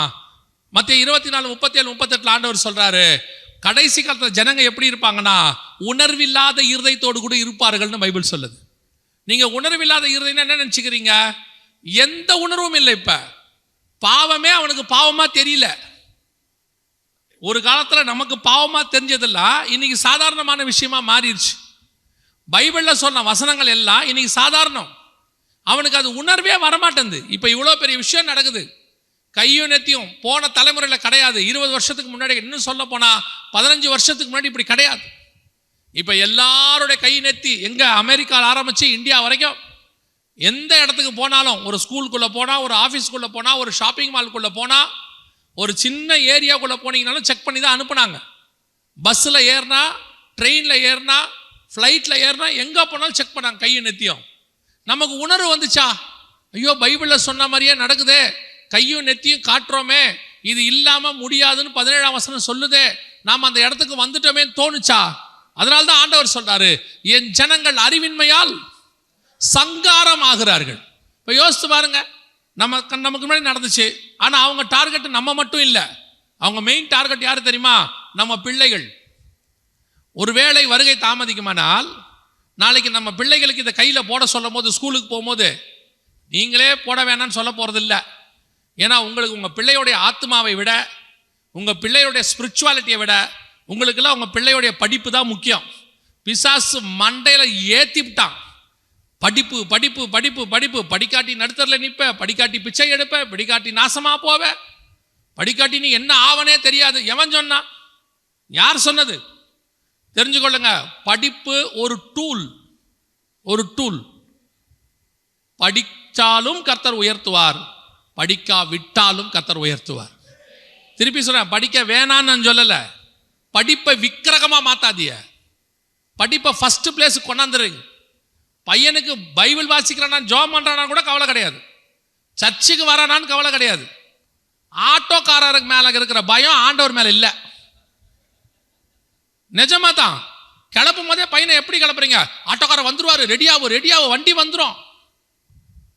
என்னைக்காவது ஆண்டவர் மேல பயம் வந்திருக்கா? ஜெபம் பண்ணிருக்கீங்களா? பிள்ளையாண்டனை நடத்த வேண்டிய வழியில் நடத்துன்னு இருக்கு, அவன் கரெக்டா ஃபாலோ பண்ணி அடிக்கிறான் பிள்ளைய, கொண்டாந்து வலது கைக்கு நெத்திக்கு பிள்ளைக்கு பிராக்டிஸ் கொடுத்துட்டா, நம்ம பிள்ளைங்களாம் ஜாலியா கை காட்டிச்சு நெத்தியை காட்டிச்சு. அடுத்து என்ன செய்யும்? நீங்க சொன்னாலும் அது கேட்காது. போமா, இது எத்தனை வருஷமா இருக்குது கையும் நெத்தியும் காட்டுறோம், புதுசா சொல்றீங்கம்பா. இப்பவே உங்க பிள்ளைகளுக்கு நீங்கள் சொல்லிக் கொடுக்க வேண்டியது இதுதான். தெரிஞ்சுக்கோங்க, உங்க பிள்ளை இன்ஜினியர் ஆக்குங்க, டாக்டர் ஆக்குங்க, ஐஏஎஸ் ஆக்குங்க, ஐபிஎஸ் ஆக்குங்க.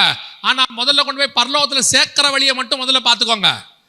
அவன் ஐஏஎஸ் நரகத்துக்கு போவதை விட சாதாரணமாவது படிச்சு பரலோகத்துக்கு வந்து வாசி. இன்னைக்கு நிறைய பேர் அதான் செஞ்சுக்கிட்டு இருக்கிறான், விக்கிரகமா மாத்திக்கிட்டு இருக்கிறீங்க படிப்பை. நீங்க ஒண்ணு கடங்காரனா ஆயிடுறிய, இன்னொன்னு பையனுடைய சோலை கெடுத்துறிய. பெற்றோர் இன்னைக்கு பண்ற தப்பு படிப்பு படிப்பு படிப்பு. முந்தியெல்லாம் எங்க காலத்துல சர்ச்சுக்கு பக்கத்துல வீடு பார்க்கணும்பாங்க, சர்ச்சுக்கு போறதுக்கு வசதியா. முந்தியெல்லாம் வீடு சர்ச்சை சுத்தி தான் இருக்கும். இப்போ ஸ்கூலுக்கு பக்கத்துல வீடு, காலேஜுக்கு பக்கத்துல வீடு, பையன் ஸ்கூலுக்கு போயிட்டு வரத்துக்கு வசதியா இருக்குமேன்னு பார்க்கணும். நீங்க எப்படி மாறிட்டீங்கன்னு தெரியுதான்னு கேட்கிறேன். உங்க மைண்டு தேவனை விட்டு படிப்பு பக்கம் திருப்பிட்டான் பிசாஸ். உங்களை பொறுத்த வரைக்கும் என்ன பாவங்கிறது? என்ன? விக்கிரகத்தை வழிபடுறது பாவம், குடிக்கிறது பாவம், சிகரெட் பிடிக்கிறது பாவம்ன்றீங்க. பாவம்னா என்ன தெரியுமா? தேவனை தேட விடாமல் எது தடுத்தாலும் அது பாவம் தான். தேவனுக்கு பதிலாக ஆல்டர்னேட்டாக முதல் இடத்துக்கு எது வந்தாலும் அது பாவம் தான். இன்னைக்கு அதைத்தான் செஞ்சுக்கிட்டு இருக்கிறீங்க. கேர்ஃபுல்லா இருந்து கொள்ளுங்க. டிஜிட்டல் ஐடி ரெடி ஆயிருச்சு, வேர்ல்டு வைட் EU போட சொல்லிட்டான் எல்லாரையும்.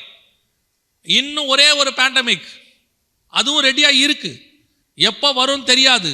வேதம் சொன்னபடி துல்லியமாய் நம் கண்களுக்கு முன்பாக கடைசி காலத்தில் வலது கைக்கும் நெத்திக்குமான முத்திரை, ஒன் வேர்ல்டு கவர்மெண்ட், ஒரு பேர் வச்சாச்சு. இப்போ ஒரு கவர்மெண்ட். நம்ம இப்போ இதெல்லாம் ஒன்னாயிருச்சுங்களா? உலகம் முழுக்க எல்லாருக்கும் ஒரே மருத்துவம் அதான் கையில போட போறாரு சொல்றாரா? இப்போ உலகம் முழுக்க அவங்க கொடுக்குற சிப்பு, பயோ சிப்பை கொடுக்க போறாங்க. WHO வச்சு போட வைப்பாங்க. இப்போ அரசாங்கம் சொல்லும், இந்த சிப்பு போட்டவங்க தான் வெளியே வரணும், சிப்பு போட்டவங்க போடாதவங்க வெளியே வர கூடாது. இப்போ அதுக்கு முந்தின ஸ்டேஜில் தான் நம்ம நிற்கிறோம்.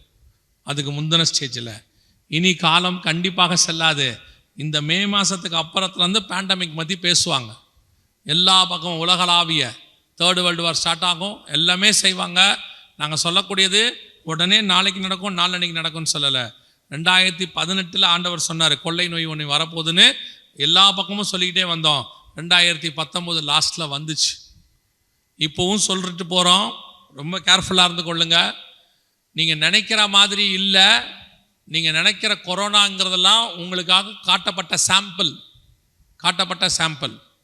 இனி வரப்போகிறது தான் இன்னும் மோசமாக இருக்கும். ஆண்டவர் சொன்னபடி ஒரு அரசாங்கத்துக்கான வேலை முடிஞ்சிருச்சு, ஒரு மருத்துவம் ஓகே ஆயிடுச்சு, ஒரு லாங்குவேஜ் கொண்டாந்தாச்சு. நம்ம அத்தனை பேரையும் ஒரு கவர்மெண்ட்டு கீழே கொண்டு வரக்கூடிய வேலைகள் முடிஞ்சிருச்சு. இதே மாதிரி பண பரிமாற்றம் எல்லாமே முடிச்சிட்டாங்க, டிஜிட்டல் மணி எல்லாம் முடிச்சிருச்சு. கடைசியாக மிக முக்கியமான ஒரு விஷயம் இருக்குது, அதை மாத்திரம் சொல்லிட்டு நான் ஜெபம் பண்ணி முடிக்கிறேன். வாசிங்க, வெளிப்படுத்தின விசேஷம் 13ஆம் அதிகாரம் 15வது வசனத்தை வாசிங்க. 13:15 வாசிங்க. மேலும் அம்மிருகத்தின் சொரூபம் பேசத்தக்கதாகவும், மிருகத்தின் சொரூபத்தை வணங்காத யாவரையும் கொலை செய்யத்தக்கதாகவும், மிருகத்தின் சொரூபத்திற்கு ஆவியை கொடுக்கும்படி அதற்கு சத்துவம் கொடுக்கப்பட்டது. அதாவது world wide one god, one religion, ஒரே மதம். இப்போ நேபுகாத்நேச்சார் ஒரு சிலையை வச்சு எல்லாரையும் கும்பிட சொன்னார் தானே? அதே மாதிரி பார்வோன் சொன்னாரா? அதே மாதிரி மேதிய பெர்ஷியா கவர்மெண்ட்டில் சொன்னாங்க தானியல்கிட்ட. என்ன சொன்னாங்கன்னா, ரொம்ப அழகாக இருக்கும் அந்த வார்த்தை. மேதிய அந்த ராஜாவை தவிர வேற யாரை நோக்கியும் விண்ணப்பம் ஏறெடுக்கக்கூடாது. அவங்க அழகாக சொல்லுவாங்க, ராஜாவை தவிர வேற யாரை நோக்கியும் விண்ணப்பம், அதாவதுன்னா அவரை தவிர வேற யாரையும் அவங்க என்ன பண்ணக்கூடாது, கடவுளாக வணங்கக்கூடாதுன்னு அர்த்தம். One god. இதுதான் பாபிலோன்ல இருந்துச்சு. இப்போ கடைசி காலத்தில் ஒன் காட் கொண்டு வராங்க. ஏங்க இந்த காலத்தில் அது சாத்தியமா? சும்மா அதெல்லாம் கதை அப்படின்னீங்கன்னா, இங்கே பாருங்க, இது ஒன் ரிலிஜனுக்கான உலகத்தில் இருக்கிற எல்லா நாட்டு தலைவர்களும் அரேபியாவில் கூடி, எங்க அரேபியாவில் கூடி சைன் பண்ணியிருக்கிறாங்க. இது ஒன் வேர்ல்டுக்காக, ஒன் வேர்ல்டு காடு. இப்போ நீங்கள் பார்க்க போகிறது வெளிப்படுத்தல் 13:15 சொன்ன ஒரு கடவுளை பார்க்க போகிறீங்க. இப்போ அந்த கடவுள் எப்படி இருக்கும் அப்படின்னு கேட்டிங்கன்னா, நம்மளை பொறுத்த வரைக்கும் கடவுள் நமக்கு அகைன்ஸ்ட், ஆன்டி கிரைஸ்ட் வரப்போகிறான் அப்படின்னா நம்ம மைண்டில் ஒன்று இருக்கு, அவராக இருப்பார், இவராக இருப்பார், அந்த மதமாக இருக்கும், இந்த மதமாக இருக்கும்னு. ஆனால் பைபிள் அப்படி சொல்லலை. நியூ ரிலீஜியன் வரும்னு சொல்லுது. புது மதம் ஒன்று உலகத்துக்குள்ளே வரும். வாசிங்க தானியேல் புஸ்தகம் 11ஆம் அதிகாரம் 37வது வசனத்தை வாசிங்க. 11:37. அவன் தன் பிதாக்களின் தேவர்களை மதியாமலும். நல்லா கவனிங்க, பிதாக்களின் தேவர்கள்னா புரிஞ்சுக்கோங்க, இதுக்கு முன்னாடி இருக்கிற எந்த கடவுள், ஏன்னா எல்லாமே பிதாக்கள் கடவுள் முன்னாடி உள்ளது. பிதாக்களின் தேவர்களை மதியாமலும், ஸ்திரீகளின் சிநேகத்தையும், எந்த தேவனையும் மதியாமலும். எப்படி எந்த தேவனையும். இப்ப நம்மளை பொறுத்த வரைக்கும் என்ன, நம்ம ஒரு உதாரணத்துக்கு சொல்லும் போது நமக்கு இஸ்லாமியர்கள் எதிரி, இஸ்லாமியர்களுக்கு அவங்க யூதர்கள் எதிரி, யூதர்களுக்கு கிறிஸ்தவர்கள் எதிரி, இப்படி நம்ம ஒன்னொன்னு வச்சிருக்கோம்ல. ஆனா வரப்போற காடு எந்த மதத்திலையும் இருக்க மாட்டான். வரப்போற காடுன்னு சொல்றவன் எந்த தேவனையும் மதியாமலும். நம்ம நினைச்சுக்கிறோம், ஓ ஒன்லி கிறிஸ்டியனுக்கு மட்டும்தான் எதிர்ப்பு. இல்ல, அவன் எந்த தேவனையுமே மதிக்க மாட்டான். எந்த தேவனை மதியாமலும் எல்லாவற்றிற்கும் தன்னை பெரியவனாக்கி அரண்களின் தேவனை தன் ஸ்தானத்திலே கனம் பண்ணி தன் பிதாக்கள் அறியாத ஒரு தேவனை பொன்னினாலும். அப்ப நியூ காட், தன் பிதாக்கள் அறியாத ஒரு காட், அறியாத ஒரு தேவன். அப்பனா வரப்போற கடவுள் எப்படி இருக்க போது? New god. இதுவரைக்கும் நீங்க பார்க்காத கடவுள், இதுவரைக்கும் ஜனங்கள் வழிபடாத கடவுள், எந்த ரிலீஜியஸ்லயும் இல்லாத கடவுள், எல்லாவற்றுக்கும் பெருசா இருக்கிற ஒரு காடை கொண்டு வர போறான்.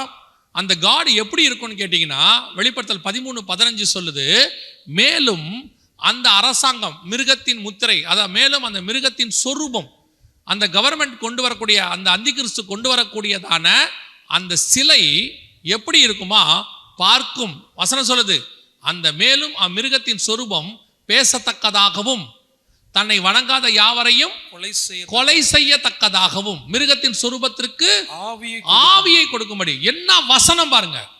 இந்த வசனம் இன்னைக்கு நேற்று எழுதுனதில்ல, 1900 வருஷத்துக்கு முன்னாடி பத்மு தீவில யோவானுக்கு கொடுத்தது.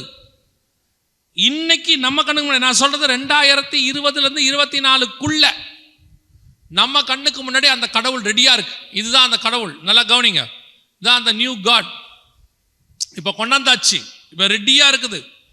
இதுக்கு பேர் தான் ஆர்டிபிஷியல் இன்டெலிஜென்ஸ் காட். இந்த கொண்டாந்துருக்கான் பாருங்க, இதுதான் நியூ காட், வேர்ல்டு வைட். இப்ப என்ன செஞ்சிருக்கிறான்னு கேட்டீங்கன்னா, ஆர்டிபிஷியல் இன்டெலிஜென்ஸ் உள்ள காடுக்கு அவன் உருவம் கொடுத்தாச்சு. ஒரு 10 நிமிஷம் நான் சொல்றதை நல்லா கவனிங்க. நம்ம எவ்வளோ டேஞ்சரான இடத்துல இருக்கணும்னு உங்களுக்கு சொல்கிறேன். இந்த ஆர்டிஃபிஷியல் இன்டெலிஜென்ஸ் காட்னா என்னன்னு கேட்டால், இப்போ இருக்கிற எல்லா கடவுளுக்கும் இந்த கடவுளுக்கும் என்ன வித்தியாசம்? இப்போ புறஜாதியார் நம்மளை விட்டுருங்க, புறஜாதியார் தங்கள் கடவுளுக்கிட்ட போகும்போது அவங்க போய் தங்கள் குறைகளை சொல்கிறாங்க. அந்த கடவுள் கேட்குதா? ஆனால் கேட்குதுன்னு அவங்க நம்புகிறாங்க. பதில் கொடுக்குதா? இல்லை, பதில் கொடுக்கும்னு நம்புகிறாங்க. அவ்வளோதான். அவங்க கடவுள் பேசுனதை அவங்க பார்க்கல, பதில் கொடுக்கறத அவங்க கேட்கல, பார்க்கவும் இல்லை, கேட்கவும் இல்லை. ஆனால் இந்த ஆர்டிஃபிஷியல் இன்டெலிஜென்ஸ் காட் இருக்கு பார்த்தீங்கன்னா, அப்படி ஆர்டிஃபிஷியல் இன்டெலிஜென்ஸ்னா என்ன? செயற்கை நுண்ணறிவு. இந்த செயற்கை நுண்ணறிவுனா என்ன? இப்போ உங்களுக்கும் எனக்கும் மூளைன்னு ஒன்று இருக்குது, நம்புங்க, இருக்குது, சரியா? அப்போ அந்த மூளையில் எவ்வளோ யூஸ் பண்ணுறோம்? உலகத்திலேயே அதிகமாக மூளையை யூஸ் பண்ண ஒரே சயின்டிஸ்ட் இருக்கிறார், ஆல்பர்ட் ஐன்ஸ்டீன்னு பேர். அவர் தன்னுடைய மூளையில் 12% யூஸ் பண்ணியிருக்கிறாராமா. அவர் தான் அதிகமாக யூஸ் பண்ணவர். நாமெல்லாம் 6லேருந்து 10% தான், 6 தான் அதிகம். கொஞ்சம் சயின்டிஸ்ட் எல்லாம் 6லேருந்து 8, 9 அப்படின்னு யூஸ் பண்ணுறாங்க. ஆல்பர்ட் ஐன்ஸ்டீன் தான் 12% யூஸ் பண்ணது.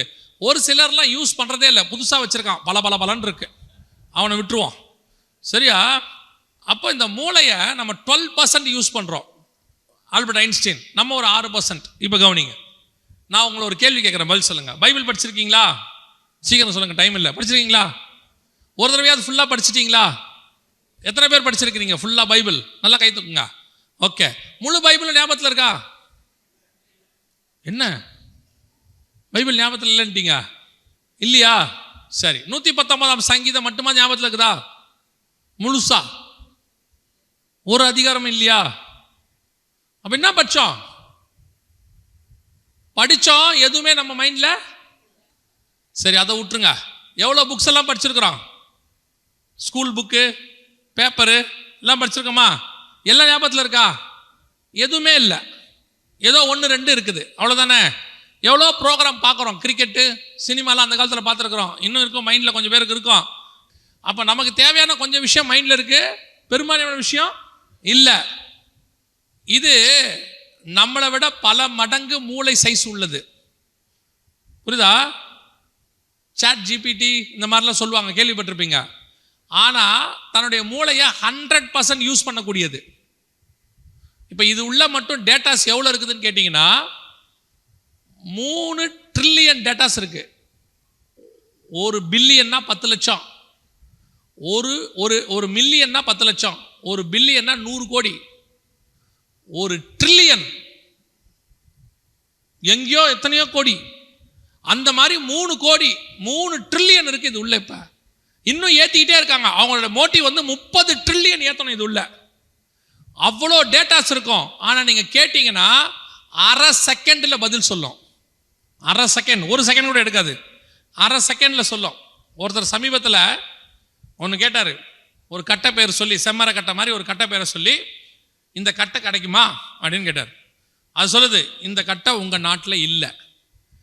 அவர் கேட்டது இந்த கட்டை கிடைக்குமா, எங்க இருக்கு, இவ்வளவுதான் கேட்டார். அது சொல்லுது, இந்த கட்டை உங்க நாட்டில் இல்லை, இந்த கட்டை எக்ஸஸா இந்த நாட்டில் இருக்கு. ஒரு நாட்டு பேர் சொல்லுது, அந்த நாட்டில் நீங்க இதை வாங்க முடியும், ஆனா நீ வாங்க முடியாது, உங்க நாட்டு சட்டம் அதை வாங்கறதுக்கு இடம் கொடுக்காது. அந்த நாட்டில் நீங்க வாங்கணும்னா இன்னொரு நாட்டோட சிட்டிசனா இருந்தீங்கன்னா அதை வாங்க முடியும். அந்த கட்டையோட விலை இது. கேட்ட கேள்வி என்ன? அந்த கட்டை இருக்கா? இவ்வளோ பதில் சொல்லிட்டு அது கேட்குது, இந்த கட்டையை வாங்குறதுக்கு நான் வேணா இந்த ஆளுடைய அட்ரஸ் உனக்கு கொடுக்கட்டுமா? இவ்வளவும் அதுக்கிட்ட இருக்கு. இப்போ நம்ம ஆட்களுக்கிட்ட இது மாட்டிக்கிச்சு. இல்லைன்னா நான் சொல்கிறேன், நம்ம ஆளுங்க இதுக்கிட்ட மாட்டிக்கிட்டாங்க. நிறைய ஊழியக்காரங்க இப்போ என்ன பண்ணுறாங்க தெரியுமா? சனிக்கிழமையானா சாட் ஜிபிடிக்கிட்ட போயிடுது, நாளைக்கு செய்தி கொடுக்கணும், ஏசாயா 50 3வது வசனத்துலேருந்து ஒரு செய்தி கொடு அப்படின்னா 30 செகண்டில் செய்தி கொடுத்துரும். பிரிண்ட் அவுட் எடுத்துக்கலாம். இப்போ நம்ம சொல்கிறோம், இந்த செய்தி ரொம்ப ஈஸியாக இருக்குது, கொஞ்சம் டீப்பாக கொடுக்கும்.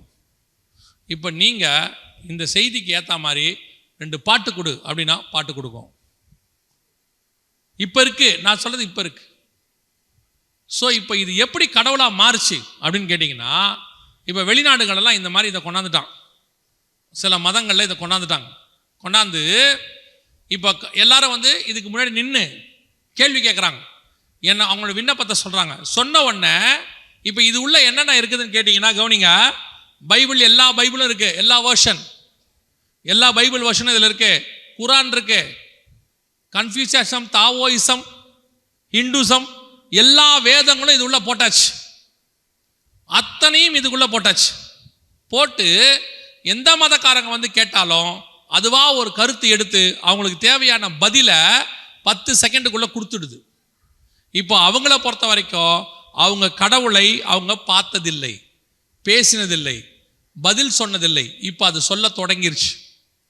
இப்போ ஜனங்க வழிபட தொடங்கியாச்சு. ஆனா இதை யாரும் ஆப்ரேட் பண்ணல, அதுவே சுயமாய் யோசிச்சு என்ன செய்யுது, சொல்லுது. அதற்கு ஆவியை கொடுக்கும்படி அதற்கு சத்துவம் கொடுக்கப்பட்டது. வெளிப்படுத்தல் 13:15, தானியேல் 11 நம்ம கண்ணுக்கு முன்னாடி அப்படியே நிக்குது பாருங்க. இதுக்கு மேல இவங்க என்ன பண்ணுவாங்கன்னு கேட்டீங்கன்னா, வரப்போற அந்தி கிறிஸ்துவோடைய உருவத்தில் இதை செஞ்சிடுவாங்க. இதுக்கு மேல தோல் போட்டுருவாங்க. இப்போவும் ஜப்பான்ல உங்க உருவத்தில் இந்த மாதிரி ஒன்று வேணும்னு கேட்டீங்கன்னா செஞ்சு கொடுக்குறாங்க, 1 கோடி ரூபாய். ஆனா மினிமம் அது. இன்னும் நீங்க எக்ஸ்டெண்ட் பண்ணா இன்னும் அதிகம் வாங்கணும். இப்போ காட் ரெடியா இருக்குது, வேதத்தில் சொன்னபடி எல்லாமே பக்கா. இப்போ என்ன பண்ணுவாங்க, ஒரு சர்வாதிகாரி வருவான், உலகம் முழுக்க ஆட்சி பண்ணும்போது அவனுடைய உருவத்தில் இந்த ஆர்டிஃபிஷியல் இன்டெலிஜென்ஸ் காடை எல்லா இடத்துக்கும் கொண்டு வர போறாங்க. இப்போ வந்துருச்சு, கேரளாவில் டீச்சராக மாத்திட்டாங்க, கேரளா டீச்சர் ஆயிருச்சு. இப்போ ஒவ்வொரு இடமா போகுது. இந்த நேரத்தில் நான் உங்களுக்கு ஒரு எச்சரிப்பை மட்டும் சொல்லிட்டு ஜெபம் பண்ணி முடிக்க விரும்புகிறேன். கவனிங்க, இந்த ஆர்டிஃபிஷியல் இன்டெலிஜென்ஸ் என்பது முழுக்க முழுக்க வேதத்துக்கு எதிரானது. இன்னைக்கு நிறைய பேருக்கு அவங்க பிள்ளைய ஆர்டிஃபிஷியல் இன்டெலிஜென்ஸ் படிக்க வைக்கிறதுல ரொம்ப இஷ்டம் இருக்குது. அவங்க என்ன சொல்கிறாங்க, வர ஃப்யூச்சர் ஆர்டிஃபிஷியல் இன்டெலிஜென்ஸ் தான், இதை படித்தாதான் வேலை, இதை படித்தாதான் எதிர்காலம். நல்லா கவனிங்க, எதை படித்தா எதிர்காலம், எதை படித்தா வேலைங்கிறத விட பைபிளுக்கு அகென்ஸ்டாக இருக்கா இல்லையான்னு கொஞ்சம் பார்த்துக்கோங்க. நியூக்ளியர் தயாரித்தா கூட தான் நல்ல வேலை, நல்லா சம்பாதிக்கலாம். அதுக்காக நியூக்ளியர் குண்டு தயாரிக்கிறதுக்கு பிள்ளையை அனுப்ப முடியுமா? நான் சொல்கிறது புரியுதா? சில காரியங்கள் இருக்கு. இப்போது 2வது எச்சரிப்பு, உங்கள் பிள்ளைகளுடைய ஃபோட்டோஸ், உங்கள் பிள்ளைகளுடைய வீடியோஸ், குறிப்பாக பெண் பிள்ளைகள் அதே மாதிரி மனைவி இவங்களுடைய ஃபோட்டோஸை சும்மா சோஷியல் மீடியாவில் ஏற்றாதீங்க. என்ன பண்ணுவாங்க, இப்போ உங்கள் பெண் பிள்ளை ஃபோட்டோ ஒன்று கிடச்சிருச்சு, உங்களுக்கு பிடிக்காத ஒருத்தன் இருக்கிறான், உங்கள் பிஸ்னஸுக்கு பிடிக்காதவன் எவனோ ஒருத்தன் உங்கள் பெண் பிள்ளையோட ஃபோட்டோவை எடுத்து என்ன வேணாலும் செய்ய முடியும். இப்போ என்ன வேணாலும் செய்யலாம். முந்திலாம் என்ன பண்ணுவோம்னா தலையை வெட்டி மட்டும் அருவருப்பாக மாற்றுவான். இப்போ அப்படி இல்லை. உங்கள் பிள்ளையோட வீடியோவை உங்கள் பிள்ளை நடக்கிற மாதிரியே என்ன தப்பு செய்கிற மாதிரி அருவருப்பாக செய்கிற மாதிரி எல்லாம் மாற்ற முடியும். ஆனால் பேசுறது உங்கள் பிள்ளையோடைய குரல்லையே இருக்கும். இப்போ என்னுடைய வாய்ஸு, பாஸ்டருடைய வாய்ஸ்லாம் ஆன்லைனில் இருக்குது, எடுத்துக்கலாம். இந்த வாய்ஸை எடுத்துட்டு இது பாருங்க, அதான் அது இங்கே இருக்கு பாருங்க, இந்த வாய்ஸை எடுத்துட்டு இப்போ அவர் பேசுகிற மாதிரியே சினிமா பாட்டு பாட வைக்க முடியும். நான் சொல்றது உங்களுக்கு புரியுதா? இப்போ பாஸ்டர் வாய்ஸை எடுத்துக்கிட்டு ஆன்லைன்லேருந்து டவுன்லோட் பண்ணிட்டு இந்த வாய்ஸை வச்சுக்கிட்டு சினிமா பாட்டு பாட வைக்க முடியும். நீங்கள் பார்ப்பீங்க, பாடிட்டு வர்றது யாராக இருக்கும் தெரியுமா? பாஸ்டரே பாடிட்டு வருவார். என்ன பாஸ்டர் சினிமா பாட்டு பாடுறாரு? ஏன்? அவர் கொஞ்ச காலம் இயேசுக்காக ஒரு பாட்டு பாடியிருக்கிறார். அந்த பாட்டு ஆன்லைனில் இருக்கு, அந்த வீடியோவை எடுத்துப்பான். அந்த இமேஜை கொடுத்தா இப்போ ரீசெண்டாக இப்போ இந்த 26ஆம் தேதி ஜனவரி 26 ஜனகண மனகதி பாட்டை போட்டாங்க, அந்த நேஷனல் ஆந்தம். பாடினது யார் தெரியுமா? காந்தி, நேரு, அப்புறம் சுபாஷ் சந்திர போஸ் எல்லாம் வந்துச்சா? அவங்களே நின்று பாடுறாங்க, வாய் அசையுது, ஜனகண மனனே பாடுறாங்க. இப்போ ரீசெண்டாக பார்த்தீங்கன்னா, ஒரு செத்து போன சினிமா பின்னணி பாடகர் அவர் குரலை மட்டும் எடுத்துட்டு புது பாட்டு அந்த குரலை வச்சு பாட வச்சிருக்கிறாங்க. செத்து போன ஒரு ஆள் இப்போ உயிரோடு கூட வர வச்சு அவரை மாதிரியே படம் வீடியோ எடுத்திருக்கிறாங்க. இப்போ இனிமேட்டு உங்களை மாதிரியே எல்லாமே வரும். ஆல்ரெடி முடிஞ்சிருச்சு வேலை. தயவு செய்து இந்த பெண் பிள்ளைகள், ஆண் பிள்ளைகளுக்கும் சொல்கிறேன், குறிப்பாக பெண் பிள்ளைகளுக்கு சொல்கிறேன், இந்த சும்மாவாது செல்ஃபி எடுத்து இந்த இதில் ஏற்றுறது, ஸ்டேட்டஸில் வைக்கிறது, ஃபேஸ்புக்கில் ஏற்றுறது, ட்விட்டரில் ஏற்றுறது முதல்ல நிறுத்துங்க. உங்கள் குடும்பத்தினுடைய மானம் மரியாதை எல்லாத்தையும் தூக்கி போட்டுருவான். உங்களுக்கு அது பெருசு இல்லை அப்படின்னு பட்ட பிறகு அவஸ்தைப்படுறதுல பிரயோஜனம் இல்லை. தேவையானதுக்கு மட்டும் சோஷியல் மீடியாவை யூஸ் பண்ணுங்க. தேவையில்லாத விஷயத்துக்கு யூஸ் முந்தி நம்ம ஃபோட்டோ எடுப்போம், காப்பி போடுவோம், வீட்டில் ஆல்பத்தில் வச்சுப்போம், அது நம்மகிட்டே இருக்கும். இப்போ அப்படி இல்லை, எடுத்து ஏற்றிக்கிட்டே இருக்கிய. ஒரு நாளைக்கு 20-100 ஃபோட்டோ, தூங்கி எந்திரிக்கிறதுலேருந்து படுக்க போகிற வரைக்கும் எழுந்திரிச்சிட்டேன், பல்லு விளக்கிக்கிட்டு இருக்க, வீட்டை விட்டு கிளம்பிட்டேன். இது யாருக்கு போடுறிய? எதுக்கு போடுறிய? யார் உங்களை கேட்டா? உங்கள் முத்து போல பல்ல வளர்க்குறத எவன் கேட்டான்? ஸ்டேட்டஸில் ஓடுறான். அன்றைக்கி யாரோ ஒருத்தர் ஸ்டேட்டஸில் போட்டிருக்காரு, நாங்கள் குடும்பமாய் கிளம்பி கொடைக்கானல் போகிறோம். இது யாருக்கு போட்டார்? அந்த ஊரில் இருக்கிற திருடனுக்கு போட்டிருக்கிறார். நாங்கள் ஃபேமிலியாக கிளம்பிட்டோம், வீடு காலியாக தான் இருக்குது, நீங்கள் வேணால் வந்துட்டு போங்க. எதை மீடியாவில் வைக்கணும், எதை சோஷியல் மீடியா, அதாவது செல்ஃபோன் மாதிரி நல்ல ஒரு கன்வீனியன்டான இன்ஸ்ட்ருமெண்ட் உலகத்தில் ஒன்று கிடையாது. ஆனால் இதை மாதிரி டேஞ்சரஸான இன்ஸ்ட்ருமெண்ட்டும் உலகத்தில் கிடையாது. இதை சரியாக யூஸ் பண்ணிட்டு கீழே வச்சுட்டிங்கன்னா உங்களுக்கு நல்லது. இது தேவையில்லாமல் உள்ள போனிய தொலைஞ்சிய நம்ம கண்ணுக்கு முன்னாடி ஆண்டவர் சொன்ன கடைசி காலத்தினுடைய கடைசி நிமிஷத்தில் நின்று கொண்டிருக்கிறோம். எப்போ வேணாலும் ஆண்டவர் சொன்ன நினையாத நாளிகையில் மனுஷகுமாரன் வருவார் என்கிற அந்த வசனமும் நிறைவேறும். நீங்கள் விழித்திருந்தாதான் இந்த வருகையில் போக முடியும். ஏன்னா இன்னைக்கு நோவா காலத்து மாதிரி தான் நீங்கள் இருக்கீங்க. புசித்து குடித்து பெண் கொண்டு பெண் எடுத்து வெள்ளம் வந்து வாரிக்கொண்டு போகும் அளவும் என்ன செஞ்சாங்க? உணராது இருந்தார்கள். நீங்கள் சாப்பிடுங்க, வேணான்னு சொல்லலை. புசி குடிங்க, நல்ல என்ன சொல்ற குடிங்கன்னா அந்த குடிங்க இல்லை, தண்ணி குடிங்க. இந்த வெயில் காலத்தில் நல்லா தண்ணி குடிங்க, ஜூஸ் குடிங்க, நல்லா சாப்பிடுங்க, வேணான்னு சொல்லலை. வீட்டுக்கு தேவையானது செய்யுங்க. ஆனால் சிலர் இது எதுவுமே மைண்டில் இருக்காது. காலைல ஏந்திரிச்சா பிஸ்னஸ், படுக்க போகிற வரைக்கும் பிஸ்னஸ், நடுவில் பசங்களுக்கு சொத்து சேர்க்கணும், பேர பிள்ளை வரைக்கும் சேர்த்து வைக்கணும். வருகையில் போகிறது தேவனை பார்க்கணும், போகணும், வரணும், எப்படியாவது பரலோகத்துக்கு போயிடணும். கொஞ்சம் கூட ஏற மாட்டேங்குது. உங்களுக்கு எச்சரிப்பு தான் கொடுக்கப்படுது. பரலோக ராஜ்யம் கெஞ்சி கூட்டு போற இடம் இல்லை. நான் சொல்றது உங்களுக்கு புரியுதா? ஏதோ பரலோக ராஜ்யம் ஆளே இல்லை, தயவு செஞ்சு வந்துருங்கன்னு கூப்பிடுற இடம் கிடையாது. பரலோக ராஜ்யம் ஒருவரும் சேரக்கூடாத ஒளியிலே வாசம் பண்ணக்கூடிய தேவன் இருக்கிற இடம். பிடித்து கொண்டால் உங்களுக்கு நல்லது. ஒரே வாய்ப்பு, ஒரே சான்ஸ். அதுக்கப்புறம் நீங்கள் எதிர்பார்க்காத மிகப்பெரிய காரியங்கள் பூமியில் நடக்க போகுது. அவைகளுக்கு தப்பி மனுஷகுமாரனுக்கு முன்பாக நிற்கும்படி கர்த்தர் உங்களுக்கு அழைப்பு கொடுக்கிறார். இனி காலம் கண்டிப்பாக செல்லாது. ஆண்டவர் வெகு சீக்கிரத்தில் வரப்போறார். நம்ம போன வருஷம் வந்து சொன்னதை விட இந்த வருஷம் இன்னும் அதிகமான காரியங்கள் நடந்துருச்சு. எங்க இஸ்ரேல் ஹமாஸ் யுத்தம் இன்னைக்கு பெரிய அளவில் போயிட்டே இருக்குது. உலகம் முழுக்க காரியங்கள் நடக்குது. போன வருஷம் சொன்னதுல பாதி நடந்துருச்சு. ப்ராஃபஸி சொல்லலை, ஆண்டவர் சொன்னது நடந்துருச்சு. இந்த வருஷம் இன்னும் மோசமாக போகும். கேர்ஃபுல்லாக இருந்து கொள்ளுங்க. வெகு சீக்கிரத்தில் நம்முடைய ஆண்டவர் வரப்போகிறார். அல்லேலூயா.